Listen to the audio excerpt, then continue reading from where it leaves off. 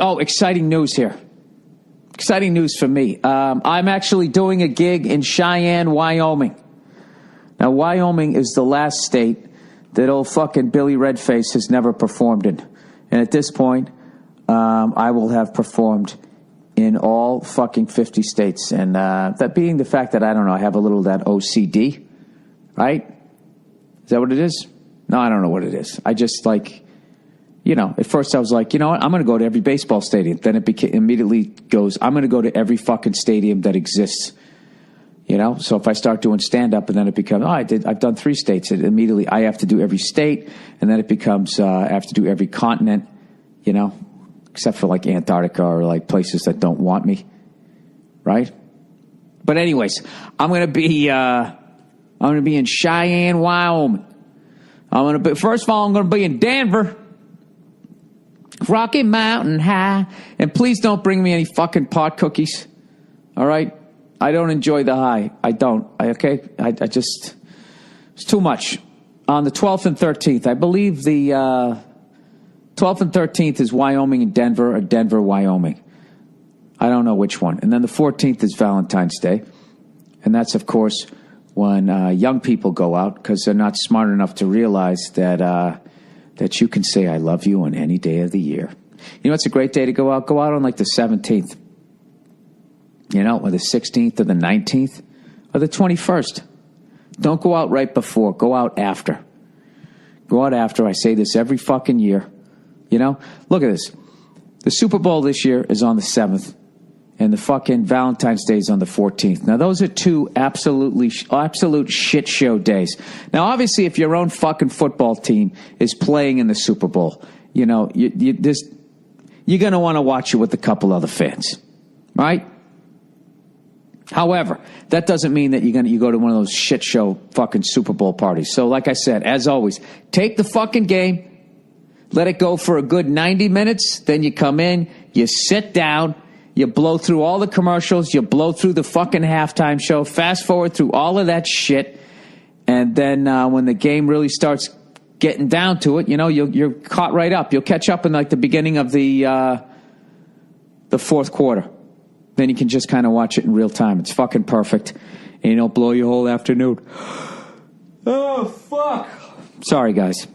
No more pot cookies for me. And then on the 14th, same thing. Just wait like 2-3 days after. When you can get a fucking reservation, you can go to the restaurant you want to go to, and they haven't jacked the prices up through the fucking roof. And then you're done, right? Here's a good one, right? Because, guys, we usually don't get shit on Valentine's Day. So I suggest don't get your wife shit either. Just take her out to dinner and fucking leave it at that. And if she's like, I thought you were going to get me something else, just be like, well, did you get me something else? And when she's like, no, you'd be like, all right, well, I paid for dinner. That's it. And that guarantees that you'll be in a fucking awful fight on Valentine's Day. How you like that? See what I'm steering you towards? For the life of me, Bill Burr coming to Cheyenne Civic Center. 211? The fuck are you talking about? That can't be right. Bill Burr will perform at the Cheyenne Civic Center in Cheyenne, Wyoming on Thursday, February 11th. All right, so then on the 12th, I must be in Denver. Is that right? Jesus Christ, Bill. Why don't you fucking know your own goddamn schedule? Denver. I ought to go skiing when I'm out there. You know? I ski once every 10 years. I really should take a lesson because that is just the blow you fuck. Yeah, the 12th. All right, so the 11th, Thursday, I'm in Wyoming, and February 12th, I'm in Denver. Oh, that's how it is. Very nice. So there you go. The Cheyenne Civic Center. You know they always have fucking rodeos and shit there, right? What goes on there? Toby Keith. Cheyenne Civic Center. Civic Center? It's be like some old ABA building. Images. Jesus Christ, look at Cheyenne. This looks like a fucking opera place there. An opera, Bill? An orchestra.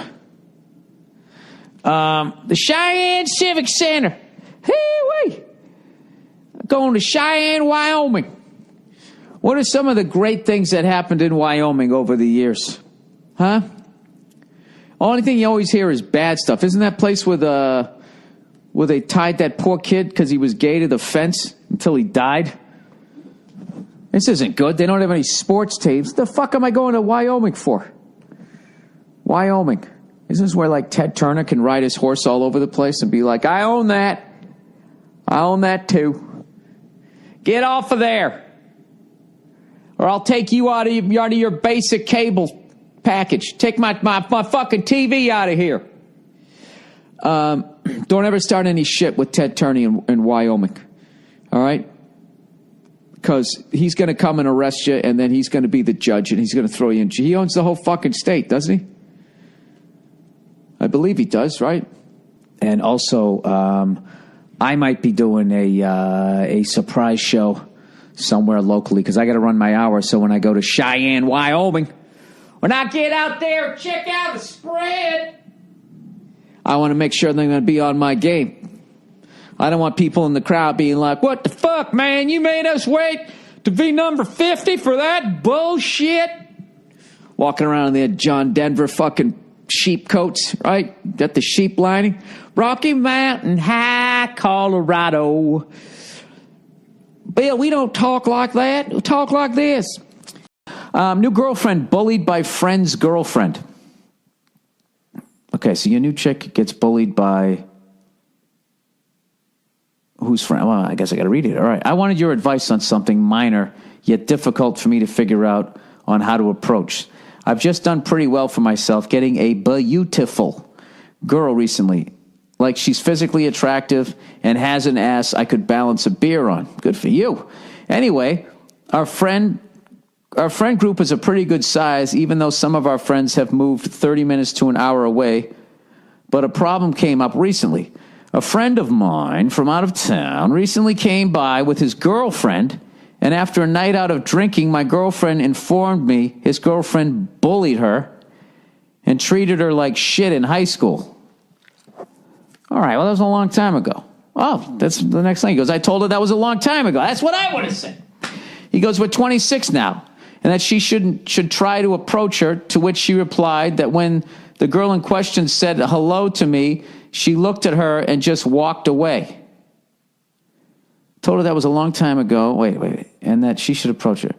To which my girlfriend replied that when the girl in question said hello to me, she looked at her and just walked away. Wait, who walked away? That when the girl in question said hello to me, dude, I don't know who's saying what here. She also told me her high school was quite small and the girl in question and many others made it hell for her. Here's my question for the freckled fucko of LA. How would you approach this situation? Keep in mind, I'm not the best of buds with the dude. We're just in the same friend circle. Well, what happened? You're 26. You're probably going to see her like what, once every couple of fucking weeks? Yeah, I don't think it's a problem. I would just look at her and just be like, hey, can you stop fucking making a big deal out of nothing? Huh? Before I stick your fucking head and I stick it in the cupboard. Hey, you start bullying her. I don't know what I would do. I would just be like, I would just say, look, you're 26 years old. High school ended 8 years ago. I just let it go because she doesn't give a fuck. Bullies never remember the shit that they did to you. And she's probably jealous because you're beautiful with an ass she can balance a drink on, right? That's probably what it is. I don't know. In the meantime, why don't you take some jiu-jitsu classes? All right? Little Israeli fucking martial arts. I always want to take that shit, you know? Little jiu-jitsu and then that fucking Israeli, whatever that Israeli martial arts shit is. The fuck is that shit called? I don't even fucking know. I always just thought, like, that shit is just like, you know, because of the level, the stakes going on over there. Like, there's no, I guess they're all official. I don't know fucking shit about fighting, but I just felt like that would be the shit, you know, just because of where Israel is and how they never have planes get hijacked or anything. They just got shit on lockdown. You would think that their martial arts would definitely be a lot of interesting. I would think eye gouging, just fucking, you take your fucking index and your middle finger and you just fucking, they probably know how to do that MacGruber throat snatch thing, you know? Snatching throats. Anyways. Yeah, I don't know what to tell you. I'm not good at that shit, dude. If you haven't noticed, I don't know a lot about women. I really don't. Like, I grew up, you know, with way too many. It was not balanced. You know what I mean? It was not. It was just fucking. I don't know. To this day, it's still. I mean, I had all brothers for the most part, and then the dog. Even the dog was a fucking boy. You know what I mean? It was just total overload of testosterone. And then my mom, and we lived up on a busy street, so we just all interacted with each other. And yeah, this is one of those fucking. That's one of those chick moments where I'm just really bad. I'm just like, well, did she try to punch you? Did she ever beat you up before? Then, like, what's the fucking problem? Just tell her to go fuck herself, right? You don't understand. You don't get it. God, it's so frustrating. I know it's not you. I know it's not you. I know you're trying, and I appreciate that. I just feel like... And they start talking to me, and I sit there, and I'm nodding, and I'm listening, and just over their shoulder, there's a TV with a game on. And I start looking at it, looking at them. Yeah. Start acting like I'm rubbing my forehead, you know, blocking their view of one of my eyes so I can look at the fucking TV. I start doing that shit, and then eventually I get busted, and then they get mad. You don't even care. Then you get fucking Bartnick and Verzi. Bartnick and Verzi, when we were in Pittsburgh, and we played Heinz Hall, they went to some fucking Italian deli in the morning and came back with all these cheeses, and they came back with this, was it Capicola, a.k.a. Gabagoo, which was fucking unreal. I guess it comes from the neck of the pig. You wouldn't think that would be any good. They came back with spicy gabagoo over here. And it was fucking amazing. But they wouldn't shut up. I guess it comes from the shoulder of the neck, I should say. They wouldn't shut up about it. They're going, Bill. And in the corner, they had a whole section. It was just cheeses. They had provolone, mozzarella, gabagoo, fucking going on and on. Okay, and then we're standing there, and then Joe, I pull out this piece of bread, Bill, and I hand it to Joe, and he squeezes it. And he nodded at me. Dude, it was like a mafia hitman telling somebody was going to get whacked. Right, and then you think it's over. And then we go over to the other side. Then they had all these olives. They had spicy olives.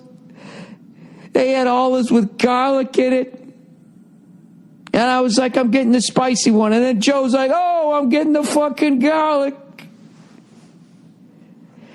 And then they had all these wines. You're like, all right, I get it. Jesus Christ. I fucking get it. I see it. It's right here. Try that, dude. Try it. Sharp provolone. Go ahead and take a piece of that. No. Put it on the bread. Put it on the bread. Put a little gabagoo on there. I'm fucking around. It's actually hilarious, but they just wouldn't shut up about the place. And the food was unbelievably delicious. They're fucking great. Okay, but you can understand, I'm German-Irish, all right? We just put shit in a pot, you boil it, and then you think about either drinking or eliminating a race of people. That's the family tree that I come from. All right? There's nothing about food. It's probably just all jealousy, man. The fucking food was unreal. You know what's funny? Verzi made me a plate. We're on the bus, right? And he makes me a plate. And I can tell, he's got his back to me, and I can tell just the way he's laying it out. He's so fucking excited. He wants me to love it as much as he loves it, right? So I fucking, he gives it to me, I start eating, and it's fucking delicious.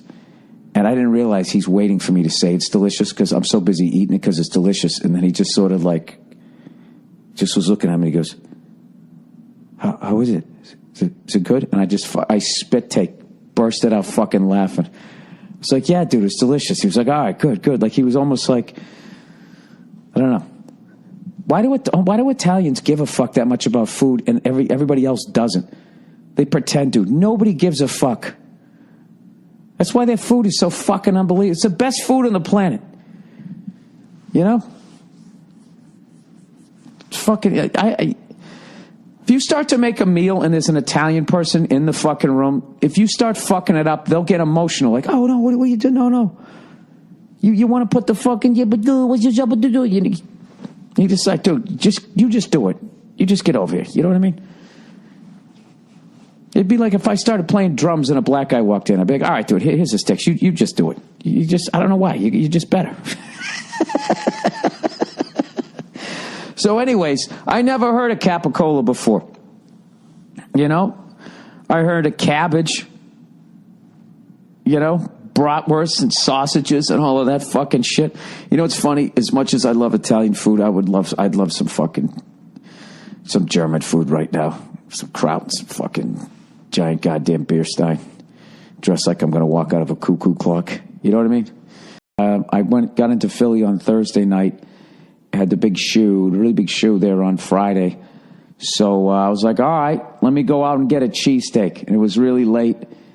And I didn't have a car, and I just said, fuck it. I said to the guys downstairs, I go, all right, where's the closest place to get a good one? And they kind of made a face. You know, all right, go down the corner. So I went to this place, Kavanaugh's. It's a sports bar. One of the coolest thing I saw, they had the fucking Phillies 1980 World Series banner in there, which was cool. And I went in, I got it with the tater tots, and I got to tell you, it was pretty fucking tasty. Pretty goddamn tasty. Straight across the board, I give the fucking cheesesteak at Kavanaugh's the fucking thumbs up. Right? So then the next day, right, we got the show. So I'm walking around. I'm doing what I always do when I go to Philly, right? Fucking checking out the downtown area, and I always end up over at Mitchell and Ness just to see what the fuck they have. And I bought my godson something. And what else did I do? I just walked around. I enjoy the goddamn city. I don't do the touristy shit. You know, I meant to check out the Joe Frazier fucking statue, but I didn't have time. So anyways, so we got to go do the fucking show, right? It's at the Wells Fargo Arena. Speaking of the Flyers and the fucking 76ers and all that shit. So me, Verzi, and Joe Matarese are on the show. Matarese is from Philly.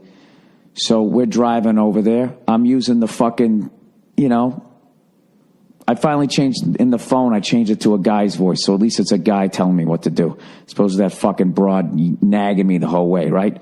Causing my balls to pull up into me, right? So I fucking, we're driving over there. And of course we get lost. Trying to find a fucking arena. And I literally see, it says parking for event, but the fucking computer cunt didn't tell me to turn, or my thumb grazed against something and just shut the fucking thing off, so I went right by it. And when you miss the Wells Fargo Center, headed south, you end up in the fucking swamp. So it ended up being like a half-hour mistake, because it was like 15 minutes to get all the way over the fucking thing. And then we didn't know how to get in there. We went into the wrong fucking gate. So we pull in, they're charging us for parking. And I'm going, no, we're the guys doing the show. I'm Bill Burr, that's Joe Matarese, that's Paul Verzi. So the lady's like, hang on a second. She's like, yeah, he said he's Paul Burr. So we're laughing our asses off, going, I swear to God, we're them. And then they go, well, tell us a joke. And I was like, I don't have any fucking jokes. Well, the three comedians, we can't find a fucking arena. Is that funny enough? And they go, all right, go down there to gate E. And we just keep running into security guards, and we just keep going, yeah, we're the guys from the show. And they would just go, oh, all right, go down that way. So then we just started laughing, going, dude, I'm going to pull up to arena and be like, yeah, I'm Willie Nelson. Yeah, man, I'm a little late. Where do I go? I couldn't get away with Willie Nelson. He's too famous. But I'm telling you, this is how it works. Okay? You need somebody black and somebody white in your car, and I guarantee you could sneak into any fucking arena when there's a concert. All right? This is all you got to do. All right? Have a black and a white person in there just in case you get into the wrong line. Then what you do is you try to peek ahead to see what color the person is in the parking booth. If they're white, you have the black guy talk, right? The black guy says, I'm fucking, Well, wait, you got to start with the artist first. All right? So say, what are the kids listening to these days, huh? ASAP Rocky, right? Say he's got a fucking show. What you got to do is you got to have your black friend, or you got to get a black friend, or just hire a black guy. You have him say, you pull up to the wrong fucking gate, the regular person gate. You make sure you get in line with the fucking white person, right? In the booth, and all you black guys got to say is, yeah, I'm him. And I'm late, man. Where do I go? Where do I go? And I'm telling you, that guy will fucking wave you in. At least you won't have to pay for parking. I don't know if it fucking works. And then if it's a fucking country show, your black friend's not going. So who gives a shit? You only need white people anyways. Whatever. I'm convinced. Oh, fuck me. Hang on a second. Hang on. All right, I'm back. Yeah, so your black friend's not going to want to go to the country show. All I'm saying is if you fucking pull up. No, wait a minute. They probably know it all. This is me being an egomaniac. This is what this is. They didn't know who I am, so then they're not going to know who fucking Travis Tritt is? What an arrogant, freckled cunt. I apologize. Not only for this thing being late, but having my ego go off the fucking rails that soon in this podcast. Right? It's fucking unbelievable. It usually takes me at least 15 minutes in before the ego starts coming out. Oh, it reared its fucking red head early, didn't it? So anyways, we were fucking driving around that parking lot for like 20 minutes. And I'm talking to the guy in the fucking arena. And he's going, where are you? I'm like, oh, well, I'm in the fucking parking lot. We're in E. And he goes, all right, did you go into the tunnel? And I'm like, no, I went over a bridge. Well, bring it around the fucking thing. It took us like for fucking ever. And then we got in there. And we got to go into the venue before the crowd got in there. Got to see they got the boards, with the fucking, for the Flyers play and all that shit. I saw the 76ers 83 championship banner, the team that I would put up against the 96 Bulls. And I say it goes 7 games. I got to be honest with you, man. I'm done with cigars, man. I smoked my last one in Philly, and I didn't even want to smoke it. I just did it because we were with a bunch of people, and they wanted to head over there. But I didn't even tell you about the show. So Verzi goes up to open it, fucking crushes, and which made me feel really good. Obviously because the last time I did a really big show out there,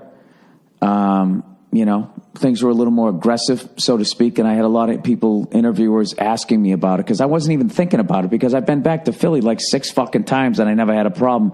But they just kept, well, this is a big show, so do you think this one?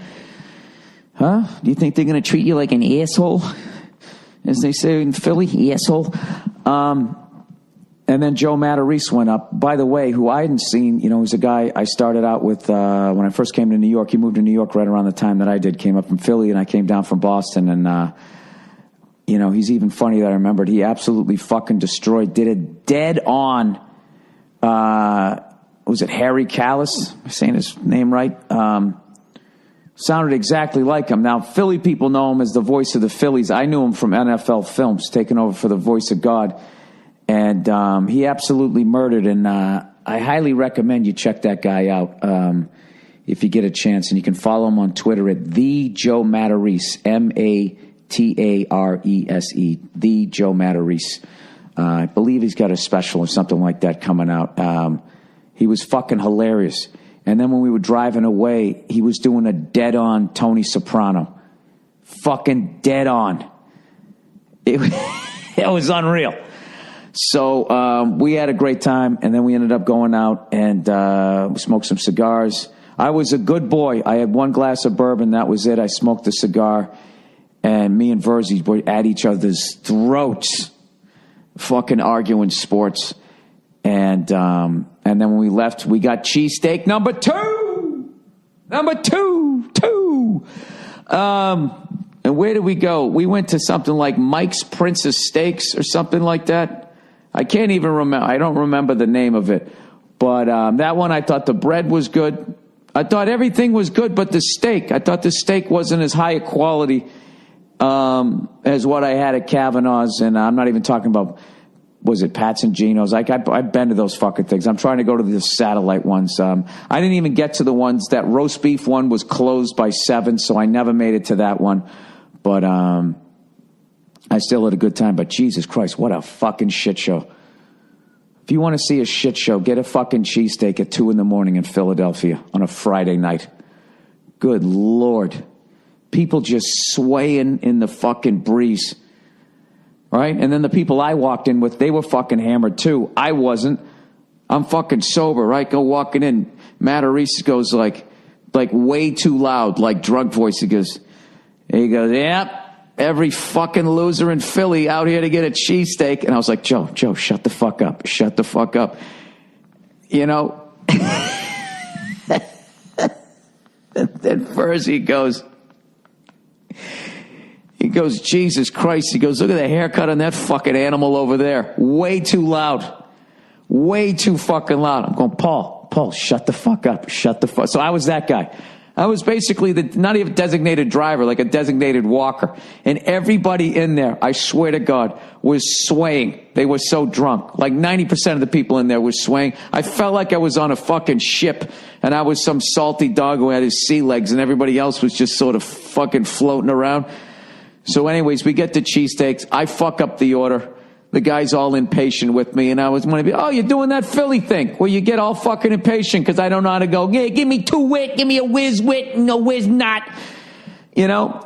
So I got that little experience, and then as we were eating, we were finishing up right at the exact right time. Like the white dude with all black friends came walking in, and he was trying to, you know, I don't know what he was trying to do. He was unbelievably loud. He was being fucking rude, and he was going to get all of his friends into a fight. When we fucking left, I was like, let's get the fuck out of here. And I don't know. I had a great time. I actually also had a really good breakfast place. Little Pete's, I think it was called. Greasy Spoon. I fucking loved it. And the lady behind the counter who works the day shift is a fucking riot. I was sitting there. She got me my drink order, and she goes, you ready? And I was like, yeah. She goes, what do you got? And I just laughed. I go, let me get 2 eggs. Fucking, what do you got? What do you got? I don't know. Hunger pains? So anyway, we had a great time there. And as I said, I can't recommend going out to see Joe Matarese enough, man. Like, he fucking blew me away. Verzi, of course, was great as always, but I always like throwing out new names on the podcast, people you could check out. The Joe Matarese on Twitter. Oh, it's so funny. I talked about trying to get into the Wells Fargo Center. I didn't even talk about the show. So I actually got to do a show at that arena, and Paul and Joe did great, and I walked out, and the crowd was nice. It was so funny, man. Philly's like, I was joking with Verzi, like, Philly's like the only city that you go to where you need a game plan. Like, okay, if this happens, I'm going to do this, or be ready to do this, blah, blah, blah, blah, blah, whatever. But the crowd couldn't have been any better, and everybody who worked there was fucking cool as shit. Hey, what's going on? It's Bill Burr, and it's time for the Monday Morning Podcast for Monday, January 25th, 2016. What's going on? How are you? How are you? Oh, you know how I'm doing. I'm not doing good. Oh, everybody in Denver's settling in with a big fucking smile on your face, aren't you? Huh, you fucking pot-smoking cunts with your goddamn hemp ponchos. Congratulations to the Broncos. They deserved it right out of the gate. You know, we took the ball. They stopped us. And I remember when they scored on the first drive, I was like, that was disturbingly easy. You know,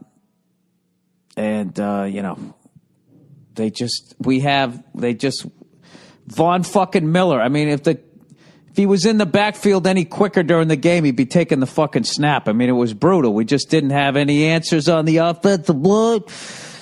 And that's what did it. Not the fucking field goal and not us going for it on 4th down. I can only imagine what they're saying I'm doing this Sunday night. I can imagine on the sports talk radio that they're second-guessing Bill Belichick. Yeah, second-guess him. Yeah, second-guess him. It's just Bill Belichick. Oh, what are you? Yeah, you're the fucking... You've never coached on any fucking level. I'll tell you right now, why didn't they kick? They should have kicked the field goal. Then when they would have been in by 5, and then Gronk catches a touchdown pass, and they're up by fucking. I love how people think like something earlier in the game, if they just did this, that doesn't change everything after that. I mean, how many fucking Back to the Futures do they have to make that you see if you change one thing, that it changes everything else? So if the Patriots did kick the fucking thing and we got to within 5, and when we got the ball back, the fact that a touchdown would put us ahead rather than us being down by 8, they would have had a completely different fucking defense. Okay? Before they fucking do all of that second guessing shit. You know, fucking Verzi was going, dude, I was saying when they did it was dumb. Oh, did you? Non-coach Verzi? Yeah, I'm going to listen to you as opposed to fucking Belichick. When they did it, I was like, I love the call going for it. We weren't able to move the fucking ball at all on offense. The entire fucking game. The only reason why we had a touchdown was because they had that fucking lateral. And even then we missed a fucking extra point. It wasn't our day. Even when we got a gift, we fucked it up, and then we gave it right back with a pick, and then they scored. But, we weren't able to move the fucking ball.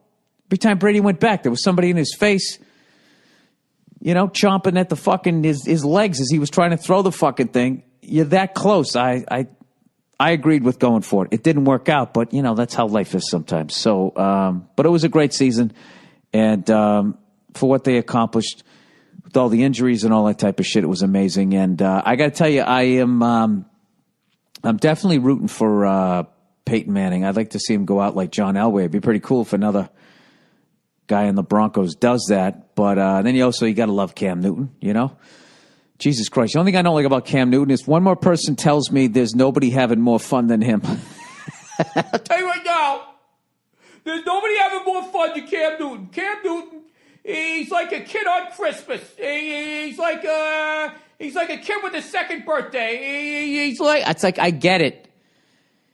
He's having fun. He's also totally fucking hamming it up and making sure his next sneaker deal will be even 10 times what the fuck he has right now. Let's not be totally naive here and just act like everything he's doing is just because he loves playing the game. He wasn't this fucking animated when he was at fucking Auburn. I used to watch those games.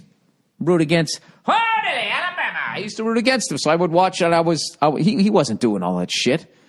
But then again, he couldn't get paid, or at least legally, he couldn't get paid back then. So, what was the point of dancing every time he fucking... I love when that one guy fucking... They threw the screen pass, and he ran all the way to the other side of the field. By the time he gets there, Cam Newton runs in with him and kind of fucking jumps in on that guy's his touchdown celebration.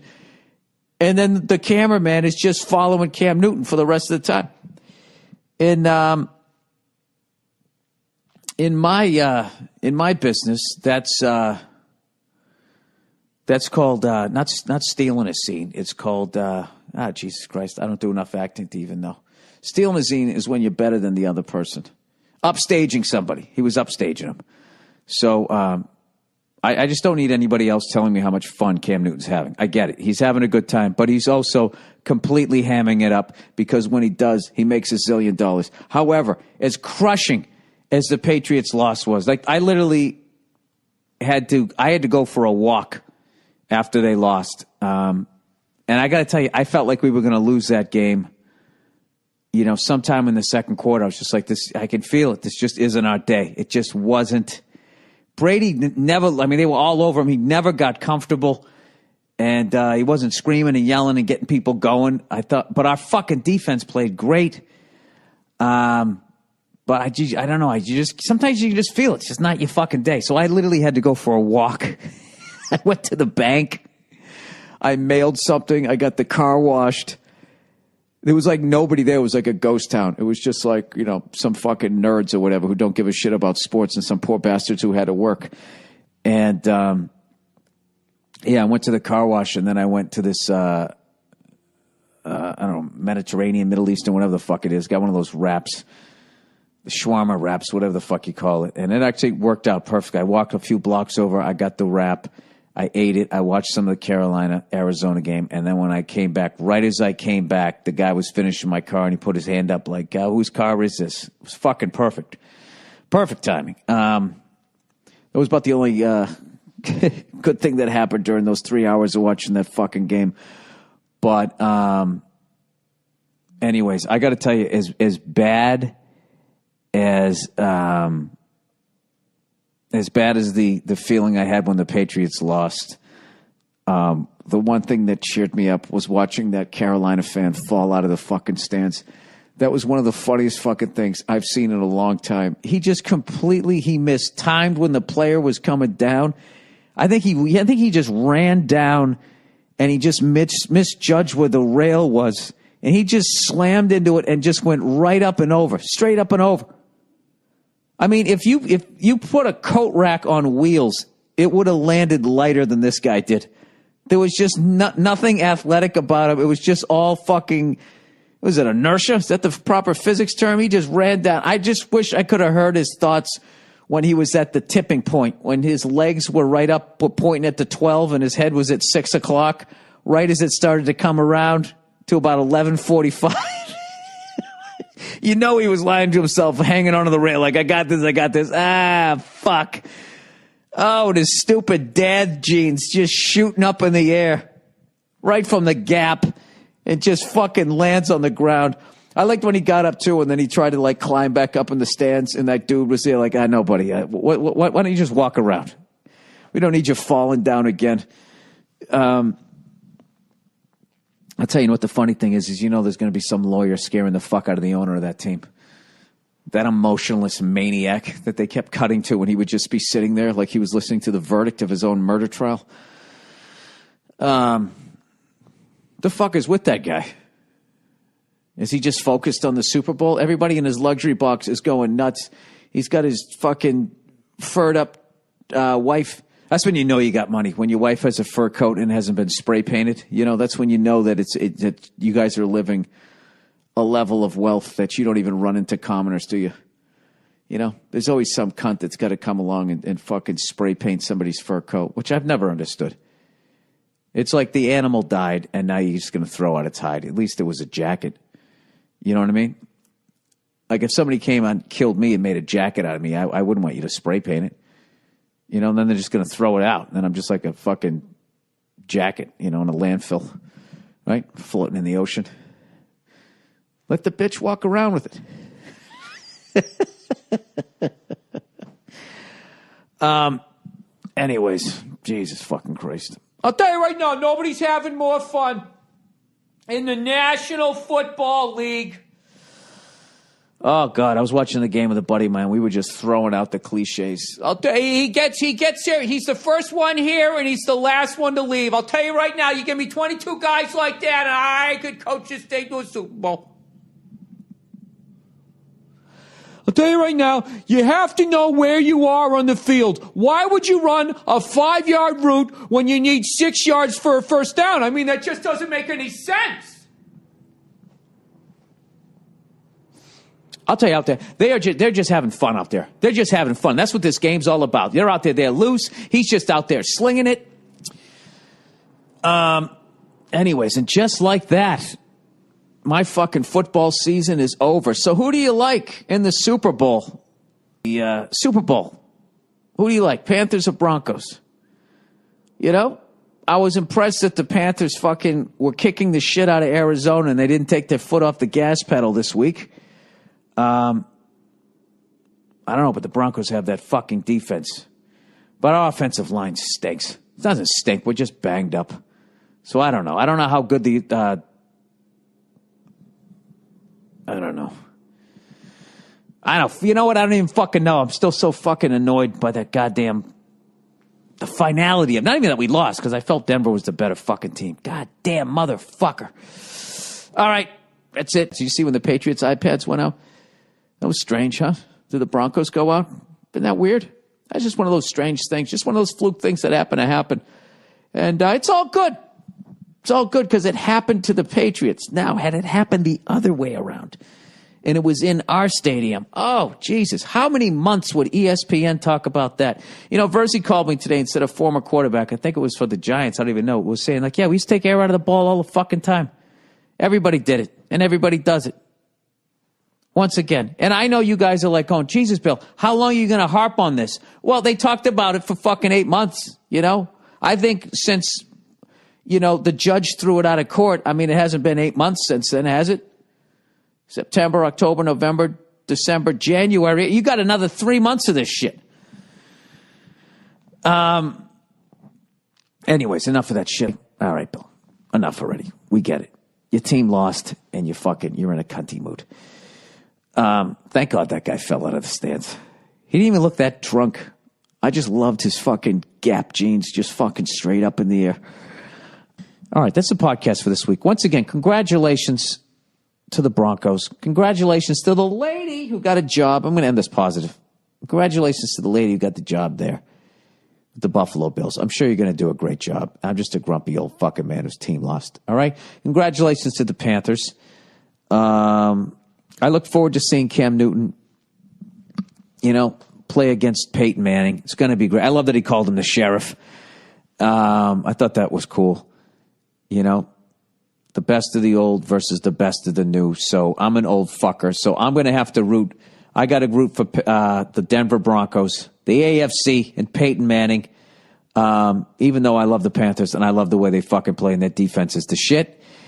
And I don't know. I just hope it's a good game. I hope the Panthers, if they're going to win, or the Broncos, I just don't want anybody beating the fuck out of anybody, right? But I will tell you, as always, I will be watching it by myself.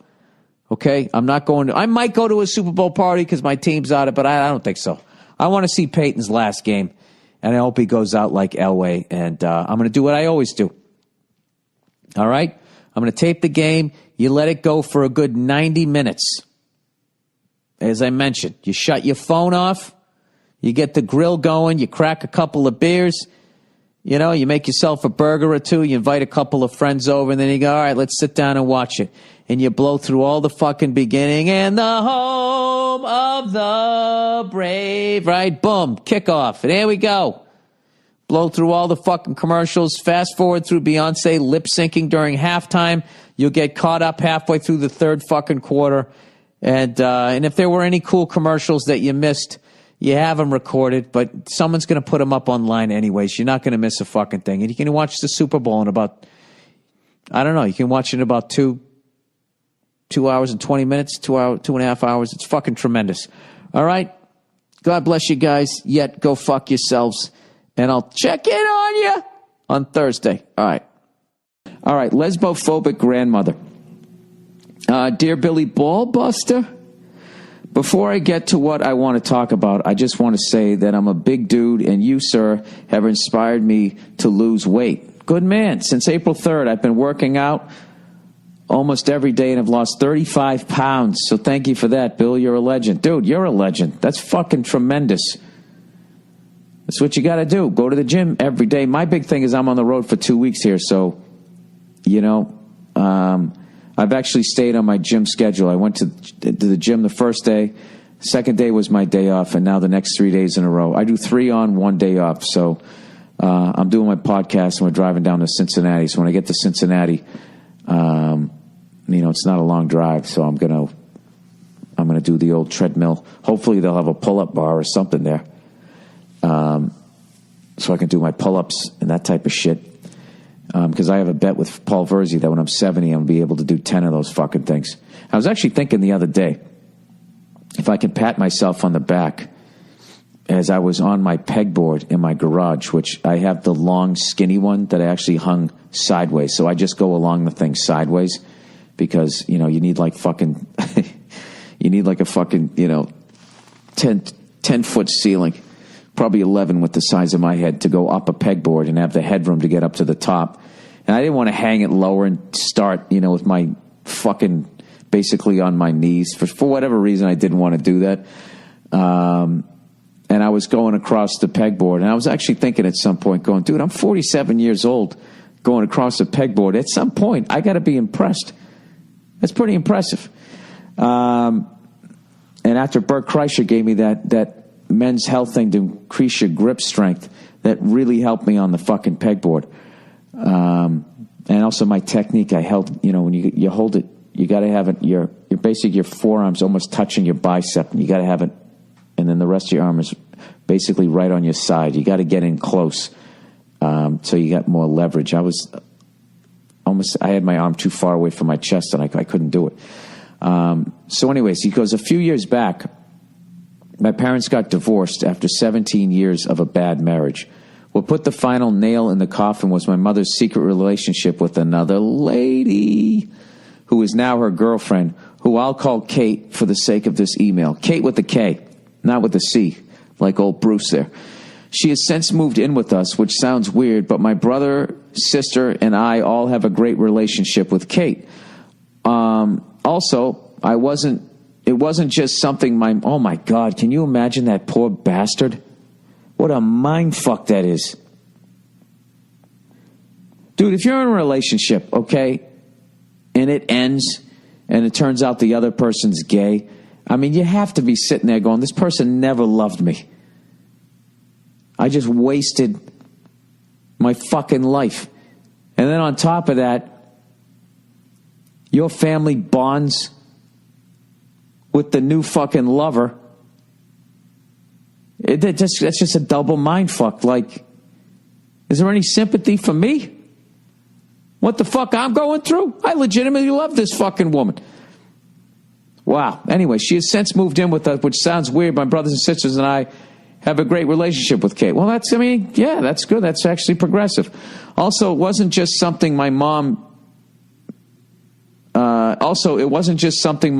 just drove into in spite of my dad. My mom and Kate really do love each other, and they have 3 strong years together to back that up. Dude, you got any sympathy for your dad? Here's the problem. My grandmother has grown farther and farther apart from my mother ever since she turned lesbian. Turned lesbian? No, dude, she was always there. She pretty much hates Kate. Dude, by the way, you can't turn gay. You're gay. You know what I mean? You're fucking gay. It's like, did you turn heterosexual? Was it a decision you made, at like 4 or 5 fucking years of age? That's the first time I remember. I always tell this fucking story whenever somebody says turn gay. It's like, you are what you are. I remember I was laying on the floor. They had this giant rug when I was in kindergarten. And this girl asked to get up and go to the bathroom. She could go to the bathroom. And I was laying there playing with some fucking toy, holding it up like a little kid does. And when she walked by me, she walked by close enough that I could see up her skirt to see her 5-year-old thigh, which sounds weird, but I was 5. So I was crushing it, right? And when I saw it, I felt like this fucking jolt in my heart. And I remember I sat up and I just turned around and stared at her as she walked out like, what the fuck was that? There wasn't a decision made. So I imagine if you were gay, right? Am I really going to talk about 5-year-old balls? I can't do that. Yeah, it's basically the same thing. But to say that you turned gay would mean that you also turned heterosexual, which means at some point you were sitting there and, metaphorically or hypothetically, whatever the proper word is, there was a dick and a pussy on the table and you were going, eeny, meeny, let's see, what are we going to choose here? Let's weigh the options. You didn't. You were just straight. All right? Anyways, so she pretty much hates Kate and she believes she has perverted my mom. She won't even so much as come over for a meal, and I can barely mention Kate around her. Mind you, my grandmother lives only 9 houses down from us. Here's my question. Is there any way to make my grandmother more accepting of my mother and Kate? Her option hasn't budged in 3 years, and I'd love for her to at least be cordial. Your infinite and hilarious wisdom will be greatly appreciated. Thanks, and go fuck yourself. No. I'm sorry. I usually offer a ray of light. There isn't. This is going to be one of these deathbed things that she's going to have to fucking do. There isn't. When somebody feels that way, feels that strongly, all I can say is just keep inviting her to stuff. Maybe eventually she'll come around. I was surprised that in all of this, she didn't have nothing about your dad and the shit that he had to go through. I mean, that's fucking unbelievable. You know, they actually did an article about that, you know, when Bruce became Kate, you know, and they were going, oh my God, isn't this amazing? This is fucking, you know, and acting like it's the 4th of July because everybody was so afraid to be on the wrong side of that issue that all of a sudden, you know, they'd lose their advertising and then they couldn't make their mortgages. That's what most of that reaction was about, I felt, was about, you know, cover your ass. Let's get out in front of this story and show how much we, you know, we are accepting of this. Or like that pieces of shit ESPN, let's ignore a woman dying of cancer who's still playing basketball, and let's make fucking Kate the sportsman of the year so that we get the exclusive interview with her. Fucking pieces of shit. Anyways, the fuck am I going with this? Like, they actually did this article, an informed article on it, that wasn't homophobic, but actually talked about the people that were married and the depression and devastation that they go through because they, you know, they lose that person. You know what I mean? Like, Bruce Jenner is gone. And if you loved Bruce, if you're in a fucking relationship, you know, with him, like his wife was, I mean, all of a sudden just poof, just fucking, bad enough you go through a fucking, it's almost like they died. So, I mean, there is like a crazy thing there. Or if you have a relationship where all of a sudden, there's nothing more definitive, I think, that if your partner never fucking loved you the way you loved them, if not only do you go through a divorce, that they then, you find out that the whole time that they were gay. So it's just like, I would be going like, oh my God. So was I like grossing you out every time we had sex? I would be fucking devastated. So I was a little surprised you got nothing in there about your dad. I mean, he must be like, fuck her. Is he crushing it? Maybe he's got some fucking young chick on the side. I have no idea, but I'm getting away from the thing here. I would say no. There's no way when somebody's that walled off. And, you know, on one level, you just got to be accepting of your grandmother, that, like, she grew up in a different time and her child brain was filled up with this shit. And, you know, it's fucking atrophied in there. There's nothing you can do about it, but I don't know. Just keep coming over. You know what I would do? I would openly joke about it in front of her to loosen her up. You know? That's what I would do. I just remembered remember that guy, that old guy that lived beneath me the last time when I had the apartment way back in the day, and he used to always yell at my wife through the floors, and he was a fucking asshole. We just started being overly nice to him. My wife started whistling at him like he was a good looking guy, and we fucking basically wore the guy down. And at some point, you know, before the dementia set in, and he totally went fucking crazy. You know, was standing out on the fucking porch with just a T-shirt on. That was a hell of a sight. I would just openly joke about it. I would just be like, I would start calling her Kate that you hate. That's what I would do. Hey, my mom and Kate that you hate is going down to the store. Hey, you know Katie that you hatey? Yeah, they're going to go to the movies. They're probably holding hands right now, Grandma. They're holding hands, Grandma. Like, I would just do that. I'd be like, come on, Grandma. There was never one, you know. You never had one half a second gay moment, you know.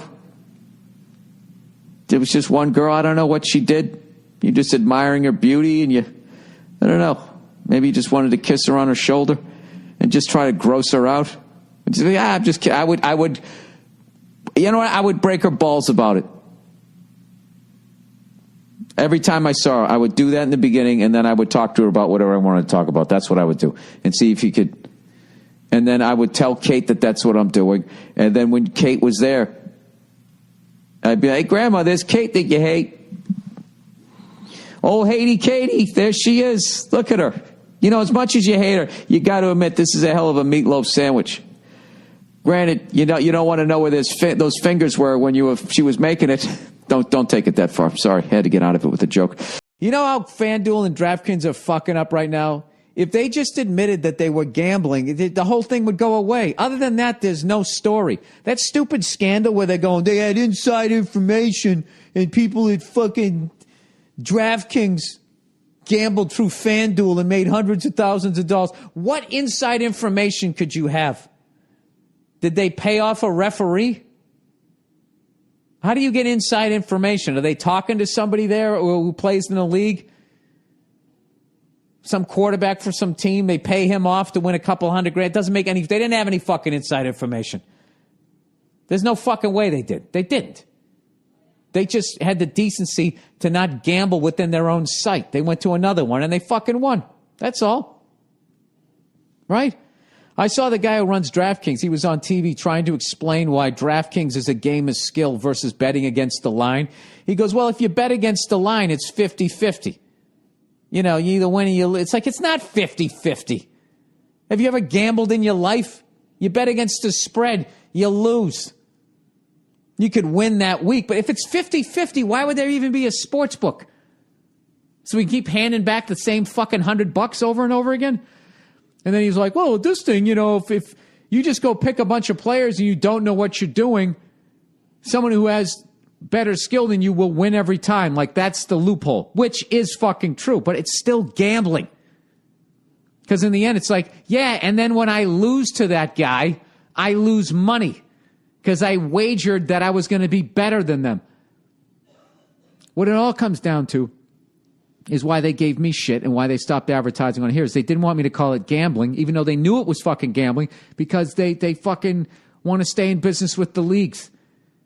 And the leagues, the fucking whores that they are trying to scoop up all this easy fucking money through gambling as they browbeat their own fucking players about it.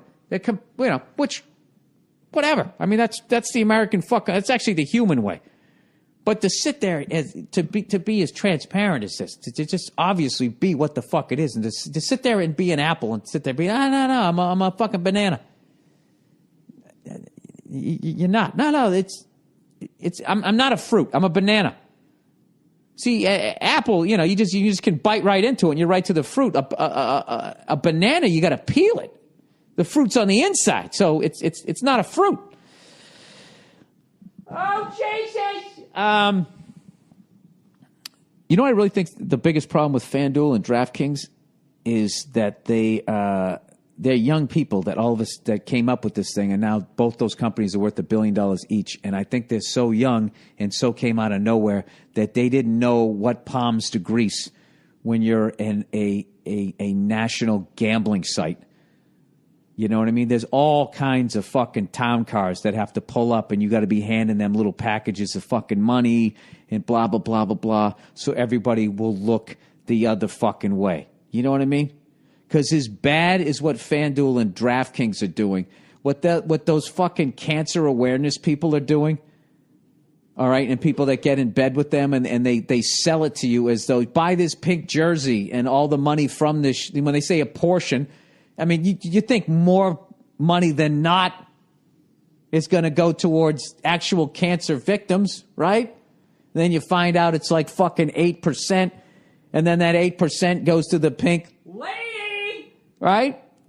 And then she's got to make her $650,000 a fucking year, and they got all their infrastructure, and it all trickles. It's not even research; it's just awareness. The whole fucking thing is perverted. So I don't know. I still don't think it's as bad as what the pink lady's doing. But I'll tell you right now, the NFL, man, the walls are closing in. You got that pink horse shit going on one side. You're in bed with the sports book, right? And nobody's saying shit.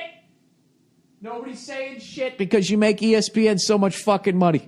And ESPN's going to sit there. What are they going to talk about? Tom Brady and fucking air pressure.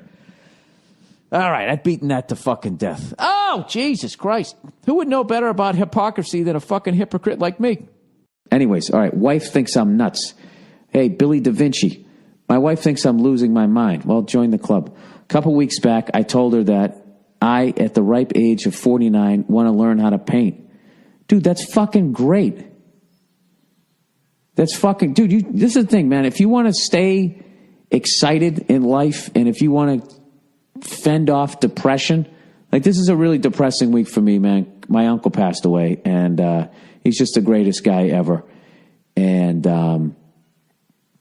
there's that thing, knowing I'm never going to see him again, and then that other thing as far as like that level of my relatives, one of them passed away, like he's the first one, and like I'm the next wave. And you just start doing the math in your head and how quick the last decade went by. And it's like, oh my God, I'm going to fucking be that guy in like 2 months, you feel. So you can't stop the clock from ticking, but nobody can stop you from enjoying yourself or having a good time unless you let them. So, I think that's how I ended up, I don't know. I am a big fucking believer in learning how to do shit. And that whole, hey, jack of all trades, master of none, go fuck yourself. I do stand-up, all right? I do that thing. I'm never going to master it because the second I think that I've mastered it, I'm going to stop growing, and then the depression comes back. Like for me, when I'm standing still and I got time to think and contemplate, like however I'm wired, it puts me in a fucking funk. So I'm always chasing that next fucking carrot thing. Like I'm learning how to smoke meat, I was going to try to smoke some ribs this week, but I got to go to the funeral. I'm hoping, I can maybe give that a shot this weekend. But, playing drums, I learned how to fly a helicopter.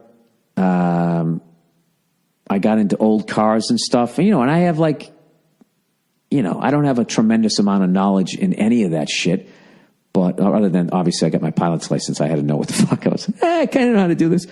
By the way, I'm doing a flight this week where I'm going to land at El Monte, and then I'm going to do a lap around the Rose Bowl, which is so fucking cool. I'm starting to, like, my big thing right now before I get instrument trained is I really want to get comfortable on the radio. And, I already did the advanced auto rotation class, so I know I can get that thing to the ground if the fucking engine cuts out, which was the big thing for me. So now I'm past that fear that I know if something bad happens, I know I can get to the ground, and I have fucking confidence in that. So now my next little hurdle is I got to get comfortable on the radio, and know what to say and just get better at listening and looking for traffic and all that type of shit. And the only way to do it is to go fucking do it. So, getting back to what you're talking about is you want to learn how to paint at the ripe age of 49. Like, I just love, even the way you're writing that.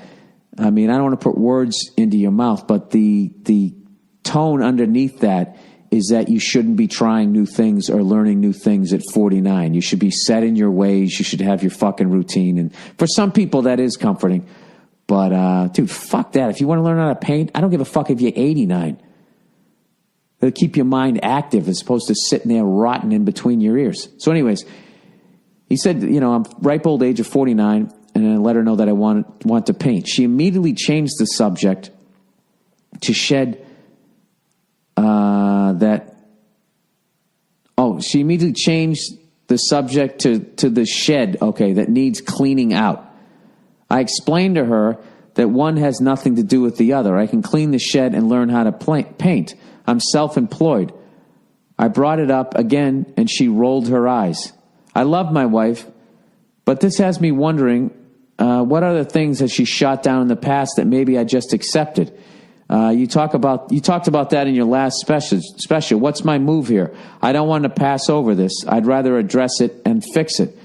What's your next move? To go down to the art supply store and get yourself a fucking easel and some paint, and I would learn how to paint.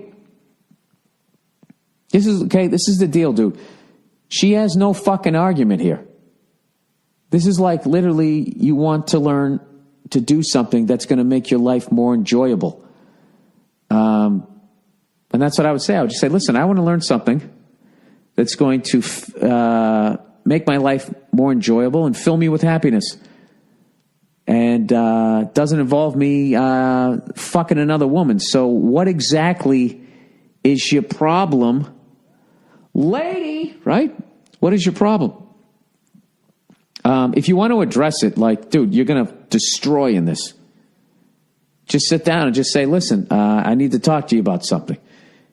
All right. And immediately she's going to be off guard because you know there's going to be a talk and you've had a time to fucking get your ideas in order and just say, listen, the other day when I mentioned to you that I wanted to learn how to paint, you immediately said that the shed needed to be cleaned out. When I told you that I had enough time to do both, you rolled your eyes at me. And don't say it the way I just said. You rolled your eyes. See, I get the anger. You rolled your eyes. You go back. You bring your head back so you're not getting in a grill so she can actually hear you and she won't be on the defensive. Just be like, look, you rolled your eyes at me. And that hurt my feelings. Because if there was something that you ever wanted to do that was going to make you happy, I would never come at you in a negative way. I would encourage you to do it. So I was just wondering what was behind that. And, just let her talk and talk your way through and just say, listen, like, for the rest of my life, I'm going to be trying new things because it makes my life enjoyable. And it would crush me that the woman that I love would somehow get in the way of that. All right? The shed's going to be cleaned out, and I'm going to learn how to paint. All right? And I don't want to paint a picture of you being a cunt to me. So why don't you lighten up there, sugar tits? See, right there. See what happens? Always in the end, I get mean. That's why I couldn't talk to that guy in the fucking cigar bar. By the way, when I was on the plane, I watched a guy in dress socks. They weren't gold toe. They were whatever. I don't know if they were compression socks. I don't know what they were, but they were porno socks. Dark-colored socks. And I watched this guy walk into the bathroom on the airplane in socks, which in some weird way is actually as gross as fucking walking in with your bare feet. You know what I mean? Because there's something about socks that they're like absorbent to take fucking urine and fecal matter and have them up against your feet for the rest of your fucking flight. I mean, what the fuck? What kind of a fucking animal? I just want to say to the guy, like, dude, do you realize you just walked into a public bathroom in your socks? Are you out of your fucking mind? At the very least, there's like 20 people's fucking urine in your socks up against your fucking skin. Animals. And then I'm also thinking, like, maybe this guy is preparing for when the dollar collapses or whatever, and you just got to start eating squirrels and everything, and maybe your neighbor. And as I'm sitting there puking, like Henry Hill, when they dig up fucking Billy Bats and I can't handle it, and he's just sitting there, he's ready for you, he didn't give a fuck. He walked into a public bathroom in his fucking stocking feet. Absolute fucking animal. And I had this really nice male stewardess on there, but every time he went to talk to me, he put his hand on my shoulder. Take your hand off my shoulder, male stewardess, you're creeping me out. I can hear your voice, Stanley. I don't know why I think his name is Stanley. It's an old person name. I need to make a human connection. Would you like some more peanut? Oh, I wanted to talk about end zone celebrations. When I put it on, I guess I don't hate ESPN because I like watching Stephen A. Smith and what the fuck's his name there? Willie the Whipper. What the fuck's his name there? Ah, fuck. It's like a game show host name. Great head of hair. The fuck's his name? All I can think of is Chuck Liddell. I know it's not that. What the fuck is his name? Stephen A. Smith and, it's like, woohoo, whippy. It's one of those fucking things. Yahoo! One of those fucking names. It's like something you yell on a roller coaster, but you don't. If you were drawing it, you would. Anyways, they were talking about end zone celebrations, and Stephen A. Smith was dancing around the fact that there's a cultural race thing underneath there and it's controlled by the NFL. And the other fucking guy there, Zippity Doodah, whatever his fucking name is, was saying that it wasn't. And I think it 100% is. 100% is. All right? When it comes to white and black people, like white people, like when you score a touchdown, you're supposed to act like an astronaut and be like, well, I had a lot of help, but this is one small step for my team, one giant step for everybody else. That's what you're supposed to do. And generally speaking, black people more look at it like, yeah, I did that shit. Fuck you. I'm unstoppable. Right? That's the opposite ends of the spectrum, which I think if there was more white people that were unstoppable in sports, the white people that ran the league would have less problem with the end zone dancing. That's just, I mean, I'm oversimplifying the whole fucking thing, but you know, that is kind of a cultural difference where it's socially acceptable in the African American community that if you are the shit, to say that you are the shit. And for some reason in the white community, you're supposed to tone it down. Even if you are the shit, you're supposed to be humble. And what I think that really comes from is the upper 1% of white people that take all the fucking money. You know what I mean? And back in the day, they were celebrities. The Rockefellers, the Vanderbilts, the Astors, you knew what they fucking looked like. And they had all the money and all the resentment went their way. So they're like, whoa, we got to pull back here. We got to stop the end zone dancing coming down the street with their fucking top hats and shit. We got to be a little more humble so nobody comes over to our house and takes all our shit. Right? So then they came up with corporations, right? And they fucking hid those things. And then they came up with the whole, yeah, the family sold it off to this corporation. We don't have the money that we used to have. You know, the Rockefellers and all of those fucking people. And I think that just sort of filters down. You know? Where if you're running shit, you want to like, that didn't make any sense, did it? But I think there's definitely some race thing in there. You know what I mean? I think it is. You know? And it's also a time issue, too. You know what I mean? Like if a white person sings the national anthem as hacky as this is, you know it's going to be over in fucking, you know, basically about, a minute and 58 seconds? Does it even take that long? Right? And then you're going to be able to go to commercial and sell your Fritos. All right? And generally speaking, you know, if somebody black comes there, yeah, you know, you might have to cut a couple of commercials. Whoa, say, right? You know it's going to be that. Where a white guy's just going to get up there like, oh, say. He's already to the say. Right? He gets there fucking 2/3 of the time quicker. All righty. There you go. That's me checking in on you. I hope you cunts have a great weekend. And everybody's been freaking out about the musical interludes here. This is all Andrew Themelis. He's a younger fella, so he knows all the hip new stuff. If I was doing it, it would be like, tie a yellow ribbon round the old oak tree. It's been 3 long years. This is the musical interlude. Did you still want me if I don't see that ribbon round that old oak tree? I'll get on the bus, forget about us, put the blame on me. Tony Orlando, everybody. If you want to put that on your little iPads and listen to it ironically, I don't. I listen to it emotionally, and I cry and think about how old I am. Go fuck yourselves. I'll see you on Monday. Hey, what's going on? It's Bill Burr, and it's time for the Monday Morning Podcast for Monday, October 5th, 2015. You're going to have to deal with this. This is the level of talking that I'm going to be able to do because I have a couple of guests here in my house, and it's 8 a.m., and I'm trying to be courteous, unlike the cunt that called me at 6:58 in the morning. I thought it was some fucking radio guy, you know, for some gig I had back east. I had no idea. It was like, hey, how you doing? I was like, what? And he was like, I guess my wife scheduled some fucking shit here at the house on Saturday. She wasn't even aware of it. I don't know, something about the fucking alarm. He goes, is there any way I can reschedule it? It's like, well, I don't know about this one. I got to wait till my wife wakes up. And he goes, oh, okay. Sounds like I woke you up too. It's like, yeah, it's 6:58 in the morning, you cunt. With your fucking morning DJ voice. Hey, it's Eddie and the Bulldog. We got Bill Burr coming up here in a minute. He's going to be doing 2 shows here in Maryland. Sorry, that was a bad morning DJ voice. But you know something? I'm trying to be courteous to the other people in the fucking house here. All right, whatever. Let's plow through the podcast here. I got to say something. I got to get something right off my old freckled fucking chest here to start this thing. All right? The W Hotel, I am fucking done with that place. I had a great weekend, right? I did a couple of benefits out in D.C. and one that Tig Notaro set up for the Planned Parenthood. And it was such a fucking cool crowd. My whole set, I just kept telling them that they didn't like babies.